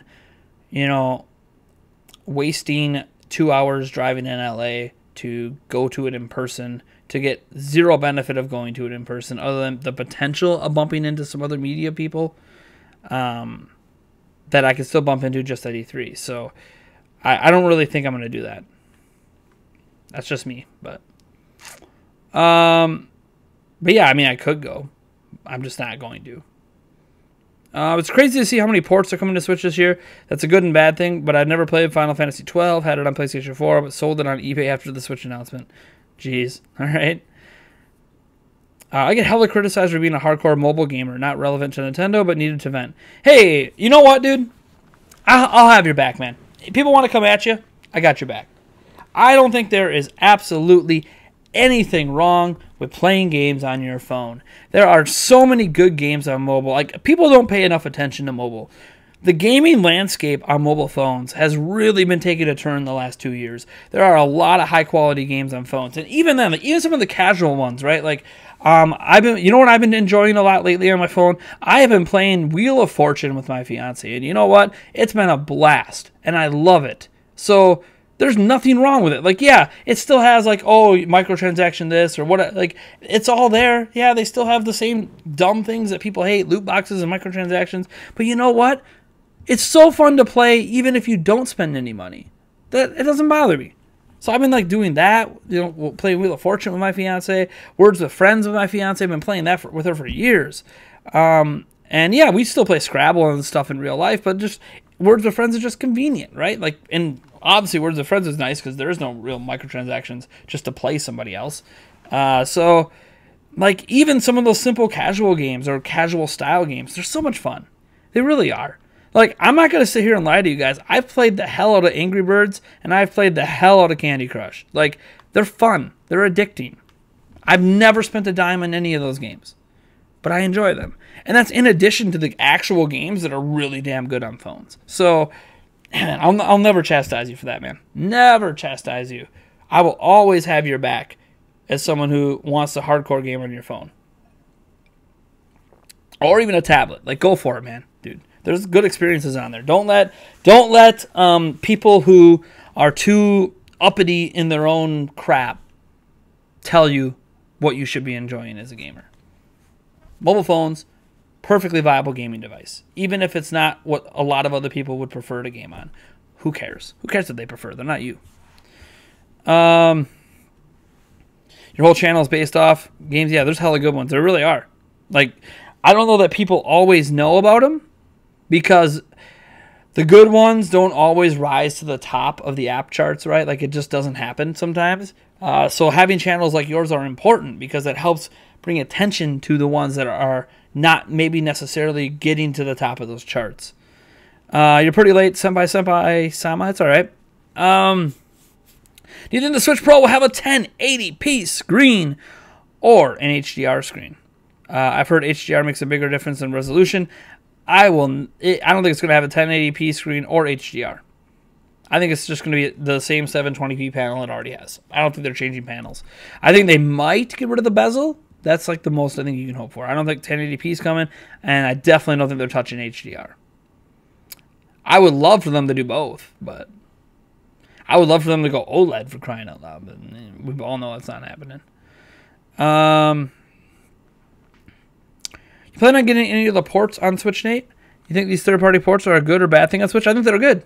Why would they be bad? More games are never bad. You can argue the pricing of some of those games aren't good. I know there's some people upset about the pricing of those Resident Evil games coming out. So you can argue some of the pricing of the games isn't good, but I'll never say that ports are bad. More games is more games. I'd rather have the game on the system than not. So port everything. I don't care. Who's going to complain about having more games to play? Even if you're not going to play them, somebody might want to play it. So, as for the only one I'm considering picking up at the moment is Dragon's Dogma. Because I kind of have an itch to play another Western RPG. And people who have played it have told me it's really damn good. So, like, might even be better than Skyrim. So I think for $30, that might be one that I end up snatching up and giving a shot. Let me see here. If the Switch Pro is released, I'm buying it. I'd also hack my current Switch and use it for the NES through GameCube emulator. I'd lose Splatoon info, but I think it's worth it. Thoughts? Why would you lose Splatoon info? You know they have system transfers, right? You won't lose anything. Just because Splatoon doesn't back up to the cloud, your system transfer is local. That's not, you don't use the cloud to do a system transfer. So you won't lose your Splatoon stuff. Just make sure you system transfer. As for the hacking part, I'm not going to comment on that because I'm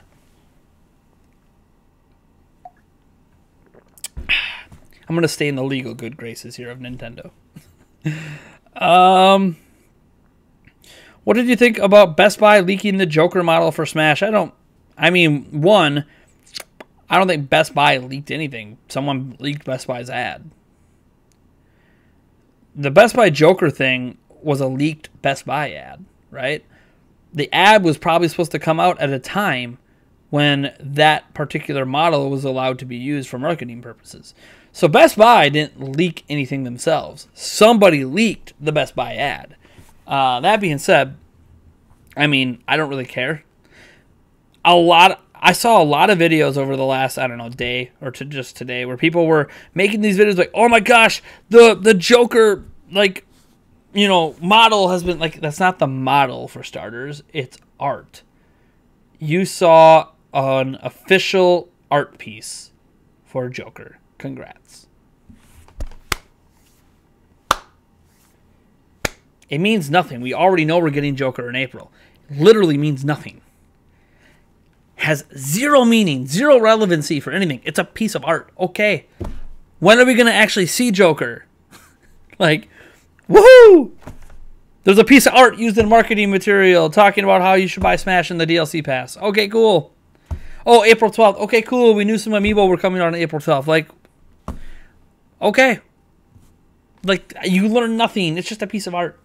You can try to infer from it means that we're getting the DLC character on this day or that day. It's all guesswork. You don't know. You don't have any more information now than you did yesterday. You just have a piece of art. That's why I didn't make a video on it. I think it's the dumbest thing that people were talking about today. It's fine if you're excited about that piece of art and you really like that piece of art. But I think people make too many extrapolations and assumptions based on things that have historically not really meant that much. Official art comes out all the time. It doesn't really mean much. It's an ad. It's an ad for Smash and letting people know that Joker's coming in April. Okay. We already know Joker's coming in April, so. But whatever. Some people really care about it and got a lot of views from it, so good for them. It's okay if you really care about it too. It's fine. I don't think it's that big a deal. Like, am I going to start making, you know, news videos on every single time a piece of official art leaks? Like, it happens a lot. Doesn't really mean much of anything. It hardly ever leads to anything. We already know Joker's coming next month, so. Let's see here. Terry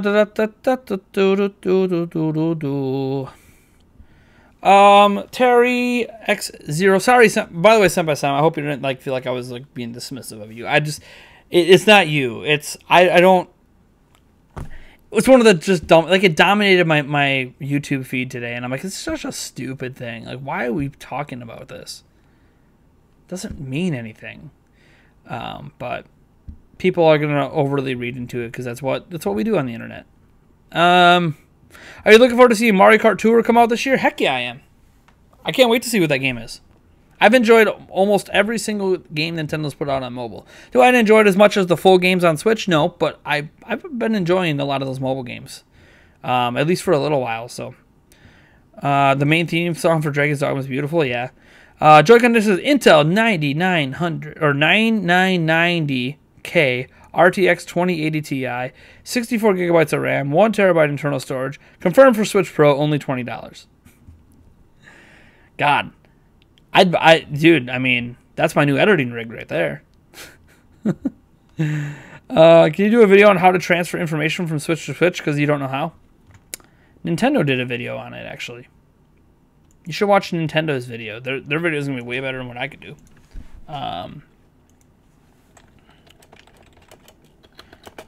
Switch system transfer. Ba-ba-ba-ba-bum. It's really easy. It's all through the settings menu.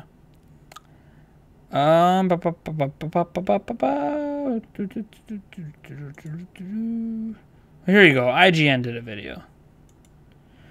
And it's got hardly any dislikes, so it must be pretty good. Here you go. I'll link it to you quick. Like, this is, you know.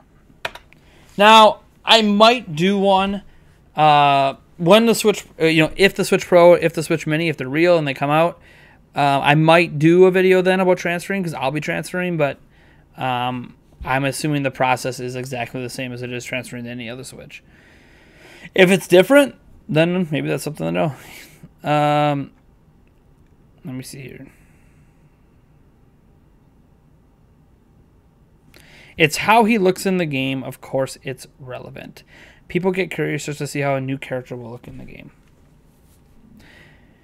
Official art. Maybe this is just me that notices this.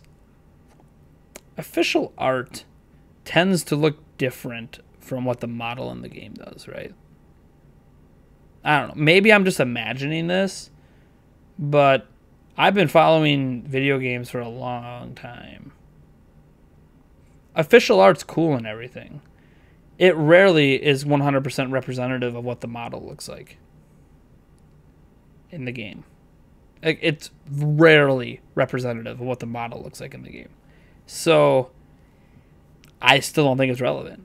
Like, okay, cool. Did you see the official art for the new Link's Awakening game? Is that what Link looks like in the game? No. So, there's a bunch of official art for Smash Bros. And guess what? A lot of the models in the game don't look like the official art. So, you see, remember that everybody is here official art thing? Cool. Look at all of the art in there, and a lot of the models in the game don't look exactly like the art. Okay. I disagree. So, it's just not an exciting thing for me. And the thing is, the official art just looks like Joker from the game. Like, okay, so Joker looks like Joker. What do we expect him to look like? Not look like Joker? I think, like, what do we think's happening here? It's an HD video game in 2019. Like, the model for Joker in Smash Bros. Is going to look like the model for Joker in Persona. Like, it's Joker. Anyways, I don't know why people get hyped about that stuff. Oh my gosh, guys, Joker looks like Joker. News at 10. People are actually upset for seeing that Joker art and took it for a spoiler. Jeez. Smash Bros. Needs to be made in Unreal Engine next time. The engine looks dated in Ultimate. I disagree with that. An Unreal Engine, as awesome as it is, like, they are running Yoshi at 60 FPS and they can't even get Yoshi to run at 720p. Don't get me wrong, Yoshi's amazing, but I'm just saying that, like, Unreal Engine is not necessarily the answer to everything. Especially for a game like Smash where frame rates are at a premium. So if you're really targeting that 60 FPS with 8 characters on screen, you think that game's running at 720p? No. No, it's not. So I don't think Unreal Engine is necessarily the best option there. But who knows? Maybe the next Switch that a Smash Bros. Would be on could handle it and it'd be fine. You know? That's a good feel / Nintendo problem, not an Unreal Engine problem. Well, so far, a lot of the Unreal Engine games on Switch have a hard time displaying in 720p. So you could talk about how it's a good feel / Nintendo problem, but there's a consistent pattern with Unreal Engine games on Switch not being able to hit 720p. So, I don't know what to tell you. It's been kind of an issue with Unreal Engine. Not the engine's fault. It's just that it's a current gen engine running on hardware that's not really ever built for. Exactly. Switch is hard. Actually, it's hardware from 2015, but it's mobile hardware from 2015. So, but welcome, BitBlock. The only ever verified YouTuber that comes to my streams. Because he's the only verified YouTuber that comes to my stream. He's the only YouTuber that comes to my streams. When's the last... Well, I shouldn't say when's the last time. There's been other YouTubers that have been on my stream. But it's been a while. People don't come to my streams consistently. BitBlock's like a regular, man. If my streams go past 10 p.m., BitBlock's usually here for a little bit. He's actually here a little earlier tonight.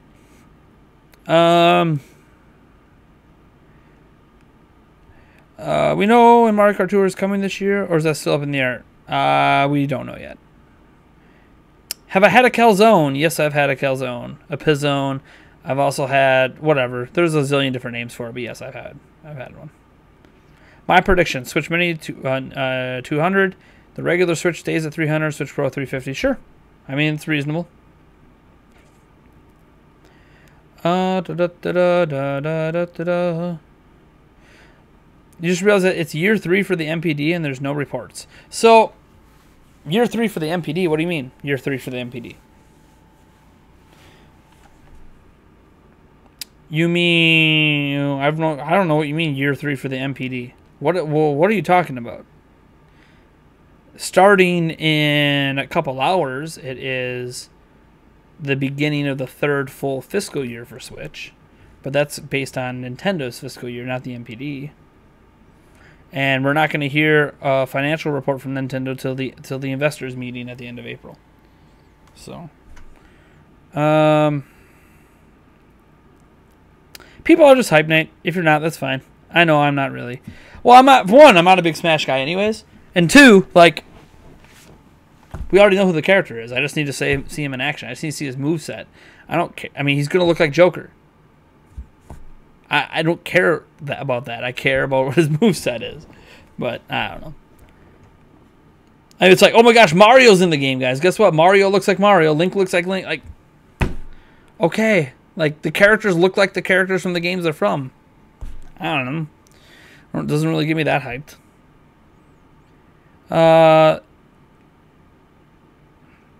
Never mind. It stopped. Don't feel like the Switch is really underpowered when looking at the first-party games. I don't play... Here's the thing. I don't really care about the power of the system. I care about the games. The games could be running at 480p, but if the game is amazing, who really gives a crap? I mean, yeah, I'd love it to be in HD, but I'm still going to play it. Guess what? Yoshi doesn't run in HD.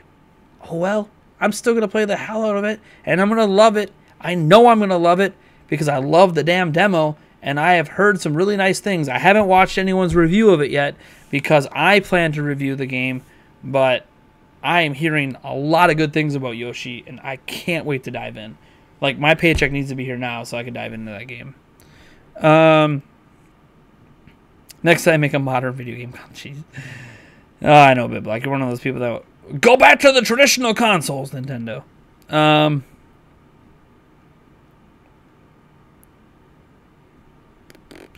I'll say Yoshi has a little stuttering here and there, cutscenes mostly. I wouldn't know. The only scenes I remember from the demo, really wasn't much in the demo for me to judge, but it could be a style thing. I think Bitblock said it's a style thing, so it could be a style choice, like a stop motion or some sort of animation trick they're using. But I don't know. I don't have it yet, so I can't really judge it till I have it. Hellblade seems to run at 720p. All reports from PAX say it looks pretty amazing for the Switch. That's on Unreal Engine 4. Hellblade, yeah. Hellblade is, I think, to me, an exception to any possible rule that exists in gaming on any possible way you could judge a game. The studio that made Hellblade, that's now owned by Microsoft, did something that everyone told developers you can't do, and that is make a AAA game on a shoestring budget with a small team. And they did it. And they did it very well. So when it comes to that team, if they're handling the port themselves, the Switch, like that particular team, they can do anything. That team could probably get the damn thing to run in 4K on Switch, for crying out loud. Like that team is so good at coding.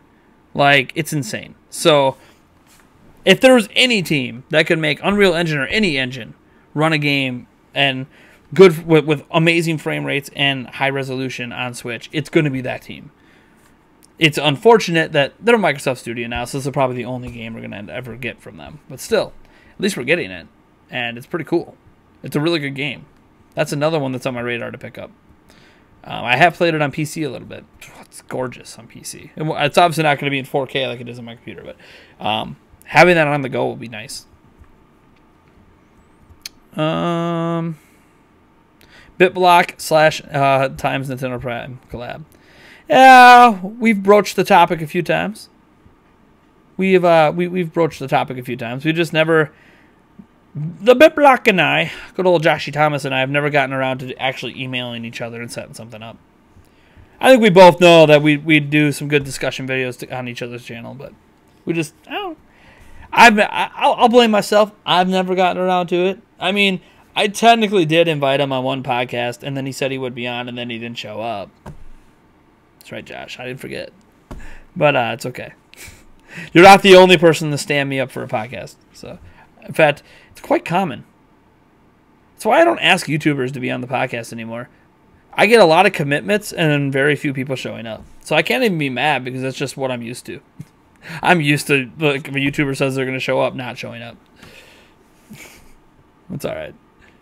You generally, it happened over Twitter and Twitter DMs. I think this was on your old Twitter account before it got banned. Right? Yeah, right. Your old Twitter account got banned, if I remember right. Anyways. That's probably why. I probably should have went to emails. Once you agreed to it, I probably should have went to emails instead of trying to ping you on Twitter and get your attention. Because not everyone checks their Twitter DMs, let's be honest.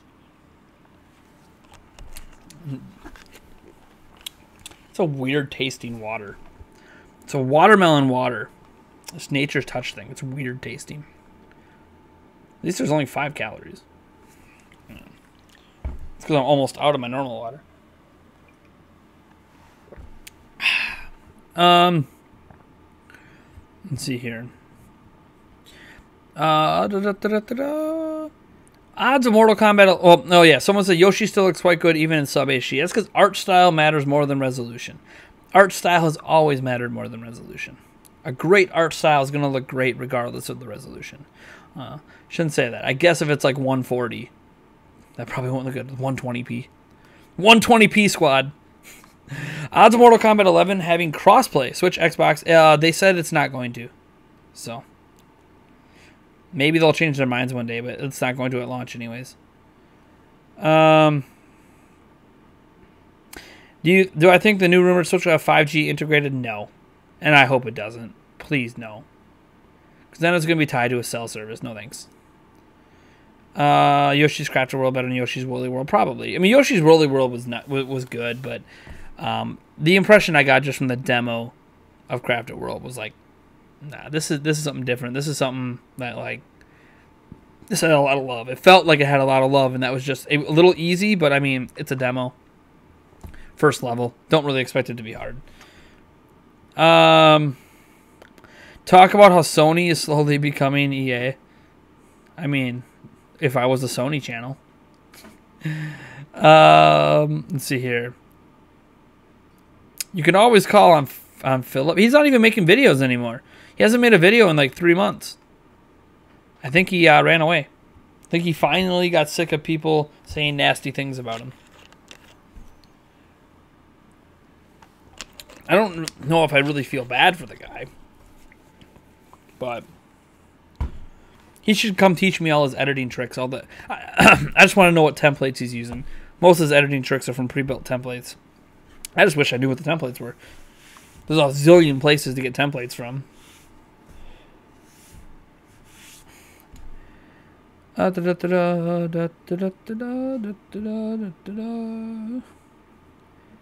The original Wind Waker still holds up really well. Yep, not even the HD remaster, like the OG, holds up really well. That would be a savage tease. I've been telling graphic cores that for ages now. Yeah, so like art style matters more than anything. Now, to be fair, certain art styles do benefit from higher resolutions. Hyper-realistic art styles look best in high resolutions. This is a fact. I mean, they all look best in high resolutions for the most part, but hyper-realisms are the ones, I guess, most adversely affected by poor resolution, I guess is the way to put it. Like, Wolfenstein 2 on Switch at its worst resolution does look worse than Yoshi on its worst resolution. So there is a point to where resolution can really matter for an art style, but resolution alone doesn't make an art style good, if that makes sense. It doesn't necessarily make it look pretty. But obviously we prefer everything's at least in 1080 or 720 in handheld 1080. Like I mean, technically Mario Odyssey is a 900p. Like Be great to have that at 1080. Meanwhile, in my opinion, Twilight Princess did not age well. I mean, again, it's a more realistic graphic style that benefits from higher resolutions. And because it was in lower resolution, of course it doesn't look good compared to today. Twilight Princess HD looks alright. Doesn't look too bad, but, you know, the game kind of needs to be rebuilt of it for the modern era with that art style. If they're gonna go for realistic art style. If true, you think Nintendo's releasing the next Switch Pro too soon? I feel they should wait a year and come as close to the next gen consoles as they can. Nope. You know what would be the worst thing for them to do? Release the Nintendo Switch or the next Nintendo Switch Pro at $350, $400, whatever they're releasing it at, which happens to just be the same price as the next Xbox and the PlayStation 5, that blow it so far out of the water and are blowing people's minds with 5K and 8K resolutions and whatever crap they're targeting, that the Switch is kind of becoming an afterthought. What the Switch needs to do is establish what it is heading into those releases. So the Switch Pro needs to come out before those systems come out, because it needs to establish what it is. Look, yeah, those systems are coming, but you're still going to get this here. Whereas if you're trying to hype up the Switch at the same time those devices are coming out, it's not going to work. You're going to be overshadowed. It needs to come out before those devices hit. Unless it's going to be competing directly with them, which it's not. So, what free pass did we give Nintendo anyways? I didn't say that you gave Nintendo a free pass. It was a conversation topic from earlier. People coming in late to the chat, just like, what do you mean? Yeah, well, I mean, again, conversation topic from earlier. Super Mario Galaxy probably has aged the best. Super Mario Galaxy still looks pretty good. Selfish question for you, Nate. Any advice for running live streams on YouTube, obtaining or maintaining a consistent audience?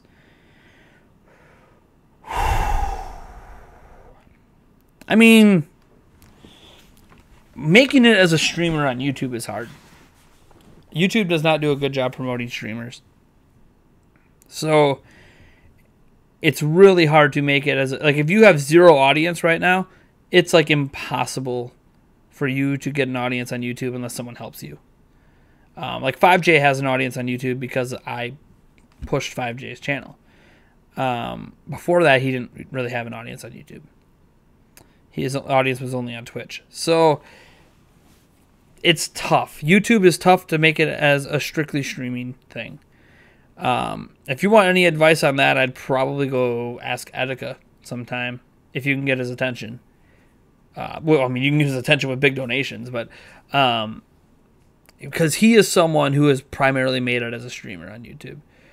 My channel has a nice audience for streams, but my channel isn't a streaming channel, right? I am a YouTuber. I make traditional video content, and I also happen to stream. My channel's following isn't built from my streams. It's built from traditional content. So that's a lot of work to try to be a streamer and do all that. I know because I do it. So I don't have any advice to really get you going because it's such a tough environment to make it in. YouTube is a terrible environment to make it in as a streamer. Twitch is so much more friendly to it. So my suggestion is, if you just want to stream, don't do it YouTube. Do Twitch first, and then bring some of your Twitch audience over to YouTube. But what you do is you basically become a Twitch streamer, and then what you want to do is you want to take highlights of your streams, create highlights, and then put those on YouTube as standalone videos. Those highlight videos have a much higher chance of gaining you a YouTube audience than just trying to become a Twitch streamer or trying to become a YouTube streamer. Apparently you need to go to bed. He just dozed off. Later, Ariel. Would Twitch be a perfect platform to game stream? Twitch is a better platform for someone who wants to make it as strictly a streamer. You can convert some audience from Twitch to YouTube, but it's so hard. I know very few people who have made it on YouTube as just a streamer. Most of them garnered an audience through making normal videos, and then they became a streamer. If I just did live streams and did nothing else, my audience wouldn't grow. I mean, just to give you an example, if I just did live streams and never did any other content, my audience would not be growing. There would not, I would not see any growth as a channel. So YouTube isn't really, it's an excellent streaming platform when you have an audience. But you're going to get that audience by being a normal YouTuber.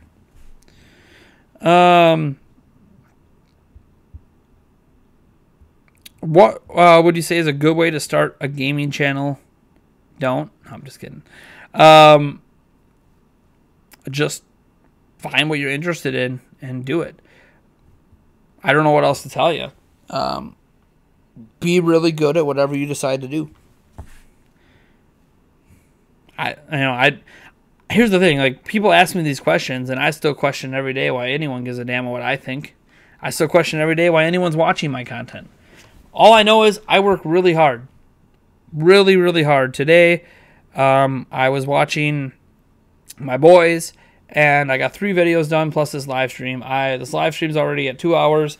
I have probably put in a 12-hour day today on a weekend. And I still need to edit the podcast tonight. So that's probably another 3 hours. So, like, I work pretty hard.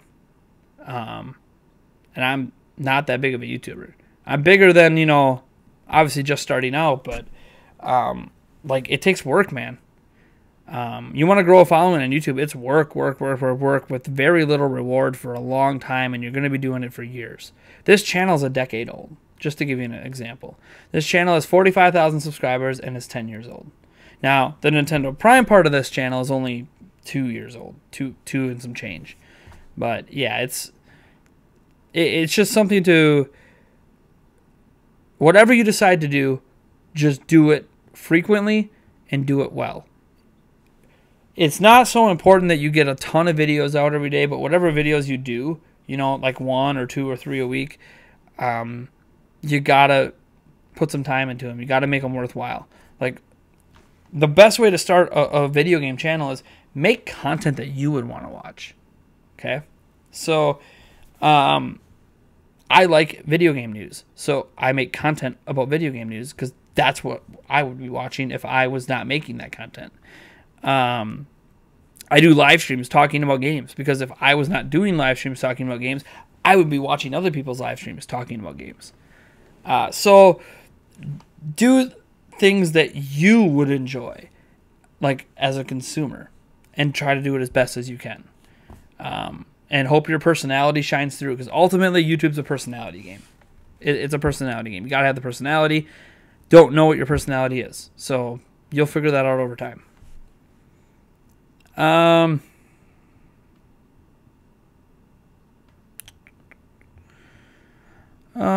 Nate, yeah, same with the quartering. He gets 7K people watching the stream, but yeah, he's not a streamer. He's a YouTuber.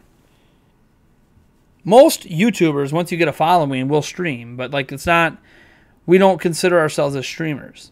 We consider ourselves to be YouTubers that also happen to live stream.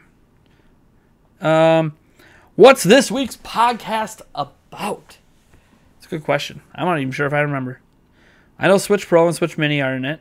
I still have the podcast topics. Here, I'll tell you.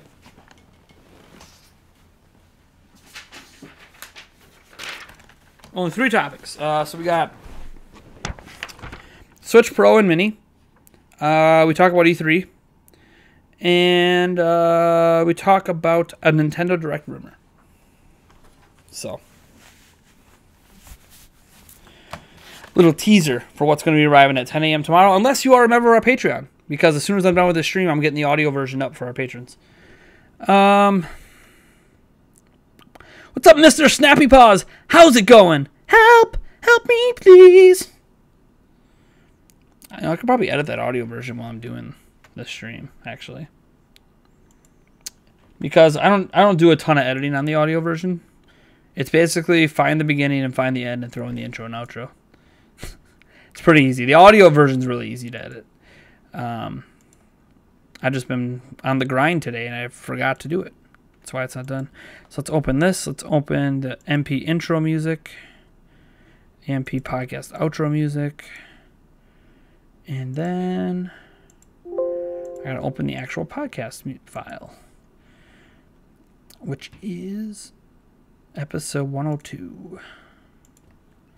Get this up for the old patrons.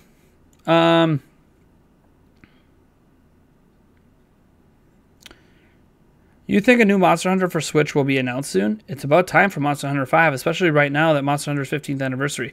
I think a new Monster Hunter will be announced. I don't think it's going to come this year, but I think that's going to be a 2020 title. I think we're going to get Monster Hunter in 2020. It's going to be a big game for next year.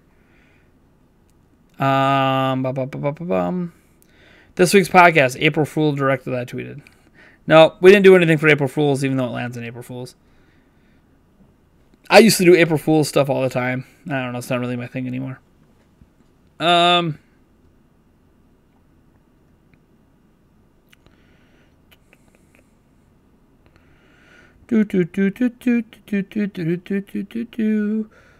Who plays Mario games for the story? I don't know. Some people.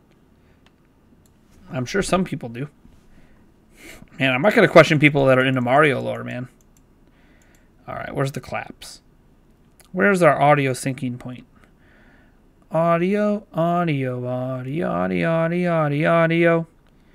Ba-bum, ba-bum, bum, bum. Where are my audio claps?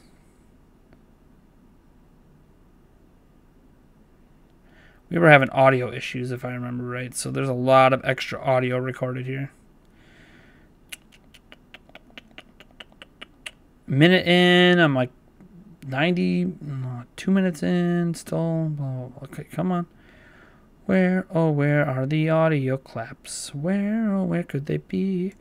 Let's shrink this down a little bit.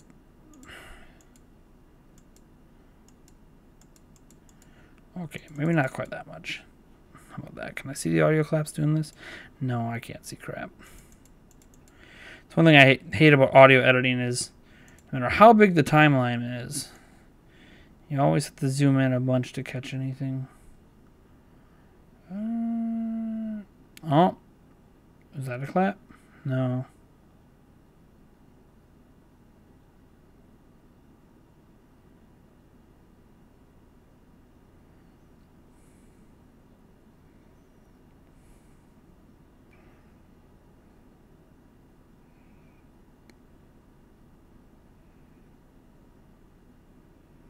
Man.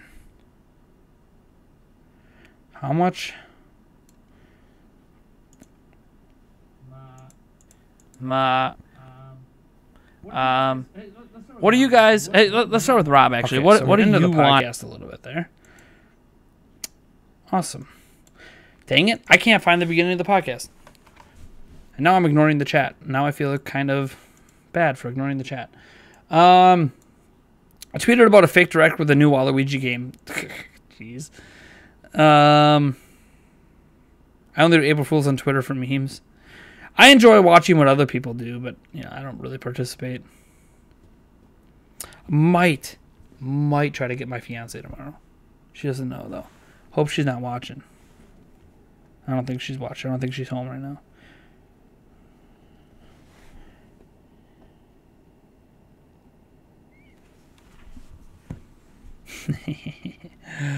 Oh man, I can't believe that I'm having a hard time finding the beginning of the podcast. I usually don't have this much trouble.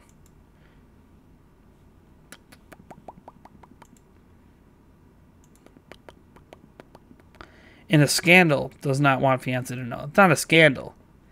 I'm just gonna pull a prank on her. That's all. I'm pretty sure I already know what I'm gonna do. But I want to pull it off before I say anything.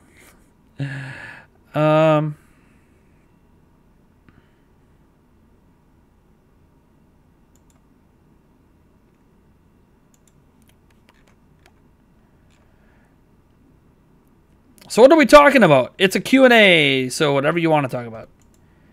A Q&A that's... Actually, we have 77 people watching right now. Quite a few people still watching. Oh, never mind. 60 people. Still quite a few people. Now that I refresh things. Just joined the chat of my favorite channel. Thank you so much, man. I'm glad you are enjoying it. As I lean back. Lean back.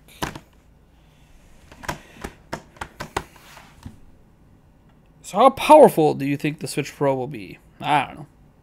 More powerful than the Switch.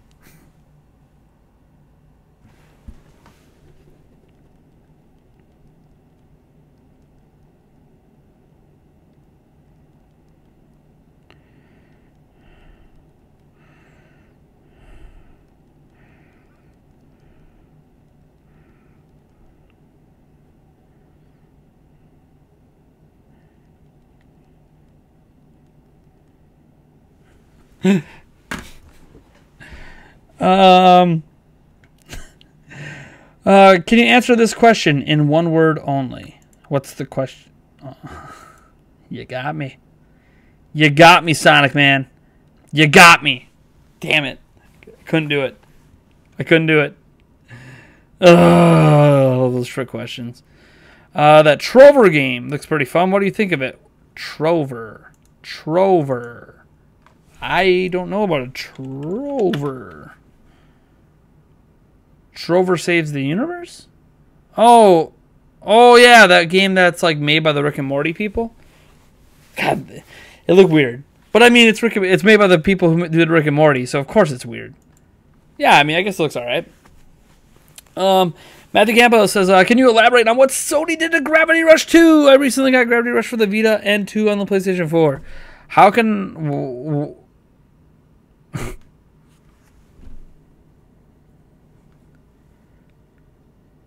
What am I supposed to be elaborating on? I don't know what you're talking about. You know I don't own a PlayStation 4, right? So, I don't know everything about it. Anything I hear about things is all secondhand. How you feeling about your lifestyle change a few weeks in? I'm 2 weeks in. I'm 2 weeks in, Blue Camel Guy. It sucks. I mean, I like losing weight. That's nice. It is nice stepping on the scale and never really weighing more than I did the last time I stepped on the scale. I only ever weigh less or weigh the same, so that's like nice, but I miss pizza. I miss cheese. There's 0 cheese in my diet. I miss cheeseburgers. I miss cheese curds. Onion rings. My diet gets old fast. For most of my lunch and dinners, it's 2 cups of vegetables and 6 ounces of chicken. Yes, you can make them up in different ways. You can use a little bit of barbecue sauce if you want. You can use some seasoning. You can just a bunch of different ways you can make that stuff up. But it's still just chicken and vegetables. And it gets old. Now, some meals I do get to have a little beef instead of chicken. But I like chicken better than beef. So that doesn't help me. So I don't know. I don't get to really have steak. I don't get to have much of anything, to be honest. It's like I have some fruit, some veggies. I have some protein shakes. I have 6 ounces of chicken. I have a couple things of a couple cups of veggies. And I get like 1 piece of wheat toast a week. I get some eggs. I get whole eggs and egg whites. Egg whites I have more often than whole eggs, but I do get whole eggs like twice a week. I can make like an omelet. But it's okay. Like, it's not like I hate the diet. Though there's a lack of variety, which kind of sucks. But at the same point, it's not even the lack of variety that sucks. It's me adjusting to no bread and no cheese, basically. Without bread and cheese, I just don't enjoy food as much. Like, I just straight up do not enjoy food as much without bread and cheese. I can't help it. But bread and cheese are also 2 of the worst things for you. So I get why the diet doesn't have it. But reality is, I'll be all right. Like, I'm not going to be on this diet forever.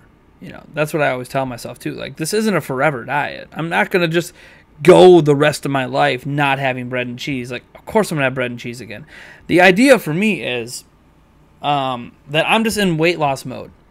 So once I get down or close to down to my target weight, that's when I can start to reintroduce some of the things I like. That's when I can start having the pizzas again. That's when I can start having different things again. Because the idea is at that point, I'll still be on my workout kick, right? So my metabolism will be going well. I'll still be working out every single day. And I'm not trying to lose weight anymore.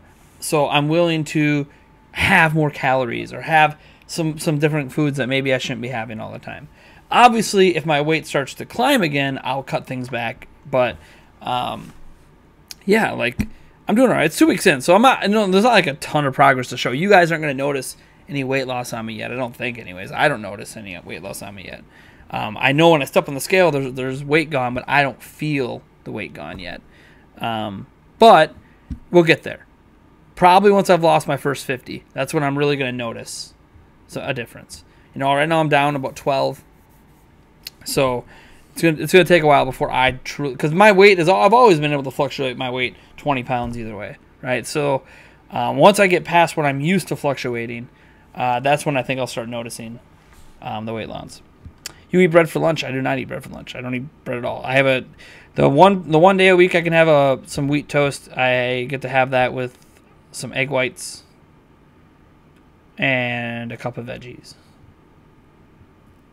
No bread, does that mean no pasta? No pasta. Nope.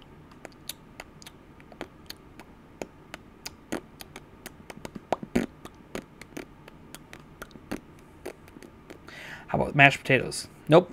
Can't have that either. Put it this way, Nate. You've had enough of that crap. That's why you're on a diet now. You're eating veggies and making up for the past 10 years of neglect. I've ate a ton of veggies the last 10 years. I love veggies. I'm not really... Let me put it this way. It's not so much that I'm making up for 10 years of neglect. I'm making... By the way, it's been more than 10 years. I am making up for the fact that I stopped working out at one point in my life. When I worked out, it was intense. You could eat whatever you want. Like, people who work out, I don't know if you guys know this. People that work out, the people that weight train and work out like crazy, they eat whatever the hell they want. Right? Like, they'll wake up in the morning and have freaking 8 stacks of pancakes. Like, they'll down 2 entire pizzas that day because that's how many calories they burn during their workouts. It's not so much that I ate a bunch of crap. It's that I didn't maintain my workouts that I was doing after high school. I was a 4-sport athlete, so like I was working out all the time, all year long, even when I wasn't playing sports. I stopped doing that after high school. And when I stopped doing that, my metabolism went from, holy crap, you can't put enough calories in you, to, yeah, now you're not burning any calories. So that was really my problem. And now that I weigh what I do, I can't just jump right back into the workouts that I was doing when I was younger because I just don't have the physical capabilities to do those workouts. But I am working out. I am on a workout plan. The workout plan is going fine. I'm sore all the time, but that's normal, especially when you're this out of shape. I should be sore all the time. If I wasn't sore all the time, that would mean I'm not pushing myself hard enough. So it's fine. Things are going fine. As soon as I get my weight down, I'll be fine. And I can start having that crap again because I'll be much healthier and working out much more. And yeah, like, I believe you live once. Like, I firmly believe you only live once. So I'm not going to deny myself bread and cheese the rest of my life and pizza. Like, I'm not going to deny myself that crap the rest of my life. Are you kidding me? I only live once. And I enjoy it. But what I am going to do is be working out a hell of a lot more once I have the weight off. And doing a lot more cardio. And that way I can have some more of that stuff. Because I don't care about maintaining a perfect peak physical. Like, I don't care about being at my peak physical health. Like, my peak, rocking the 6-pack with cannons for arms, like I'm about to go join the NFL. Like, I don't care about being that in shape. Just flat stomach with a little bit of definition in some of my arms. Like, a little bit of definition in my arm muscles, a little bit of definition in the chest, and then a flat stomach. That's really all I care about. I do that, I'm good. And I can do that and still eat food that I want to eat. I just have to get down to that weight and get my metabolism back. But I'll never... The plan is to never go back to as bad as I was. Like, I could eat like 3 pizzas in a day. I'm not going to do that. But I'll eventually be able to have that food again. Like, that's the thing about the diet. It's a diet. It's not a lifestyle change means it's no longer a diet. It's a permanent change to how you're going to eat food moving forward. That's not really what I'm doing. I'm doing 90-day plan followed up by another 90-day plan. And then after that, I should be down close to my ideal weight, or the weight I'm targeting anyways. And then you can make adjustments from there. Because you'll keep losing weight if you stay on that diet. I am not eating sufficient calories to maintain my weight. I am eating a calorie level that gets burned with the workout that causes me to lose weight. You don't always want to be at that. Like, if you're at a point where you're not trying to lose weight anymore, you don't do this diet because you will just continue to lose weight. And you don't want to do that. You want to start maintaining, which means you can start having the cheese again. You can start having higher calorie stuff. You still always got to pay attention. And it's not like I'm going to go completely back to, let's have McDonald's for this meal, and let's have pizza for the next one, and then the next meal, let's go to Taco John's. Like, no, of course not. But it's still something that I'm going to have the foods I enjoy again. Like, that's not going to go away. Thankfully, I've never been someone who's big into candy, so I don't have a candy problem. There are people that do have candy problems, but not me. Low fat is just that. Okay. Let's see here. Thought about gluten-free? No, thanks. I'm not interested in gluten-free. My sister has to eat gluten-free. That sucks. She can't eat any of the food she likes. Nate's automatically Canadian. I'm automatically Canadian. Can we talk about Dead by Daylight on Switch? Why we want to talk about that? The game doesn't look that good. It looks like it runs... Well, I won't say it doesn't look that good. I think the concept of Dead by Daylight on Switch is good. I think the frame rate is a problem. Maybe they'll get it fixed by the time it comes out. But... screw this diet stuff and just get into martial arts instead. I can't. My body can't do it. Sorry. I have some physical limitations. Can't do it. Why are you guys talking about Canada and being a country? You lost 100 pounds in a week? You meant a month. Yeah, a month, that's still a lot of weight in 1 month. But a week, like that would be scary. That would be really scary if you lost that in a week. I mean, maybe a starvation diet got you there in a week. That would be scary in a week. Then again, it also depends on where you're coming from. Like, if you're like 400, 500 pounds and you drop 100, like, I mean, wouldn't probably even take that big of a diet change to cause that kind of drop. But if you're like, 220 and you dropped 100 down to 120, that's impressive to do that in a month. But my buddy lost weight by eating nothing but bacon for 30 days. Is that part of your next 90-day plan? That's the Atkins diet, basically. That's the straight protein diet. That diet's been around for a long time. My dad did that diet once and he dropped 80 pounds. I mean, he ate some different things besides bacon, but he ate a lot of bacon. Because, like, the Atkins diet calls for a lot of bacon. And who doesn't like bacon? Well, I guess people who don't like meat. But whatever. I love bacon. But no bacon or Renino. I don't know. I think my diet mostly stays the same for my next 90-day plan. Which is fine. I'll be used to it by then. I just...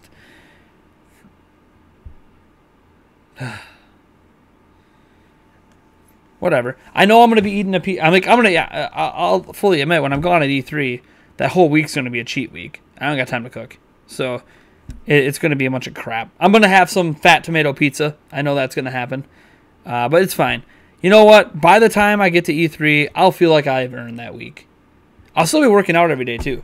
They have a gym at the hotel that we're going to be at. So, I'll just be hitting the gym hard to try to make up for the stuff. Plus, I'm going to... I don't know what I'm worried about. You know how many calories you burn when you're at E3? Oh, my God.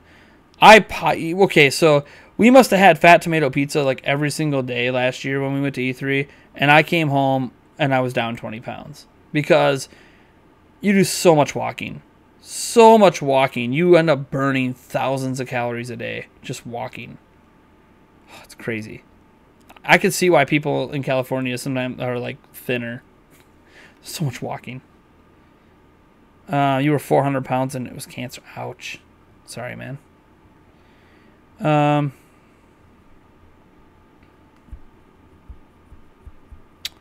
Why do they put tomatoes on pizza? What about the sauce? What about the sauce? People like tomatoes. They like the texture.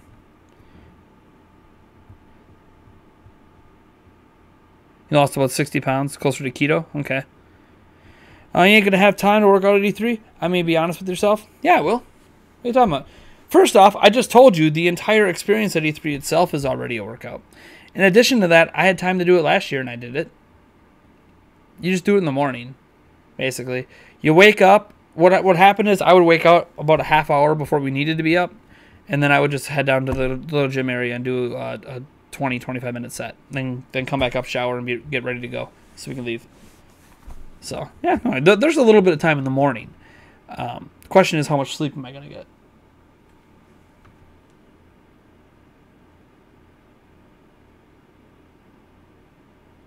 So either my fiance's home or one of my kids are up.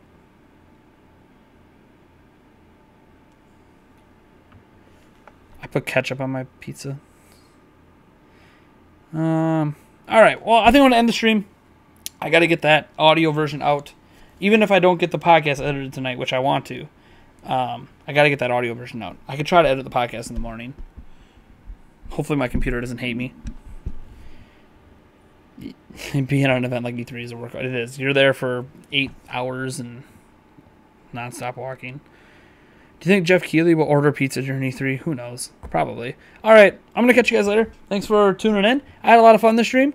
Heck, I think we peaked at 97 viewers at one point, which is crazy. So thank you guys so much, and I'll catch you guys. Oh, I suppose I should give a shout-out to the couple super chats we had.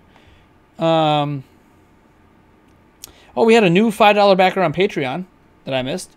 Trommed Love 87.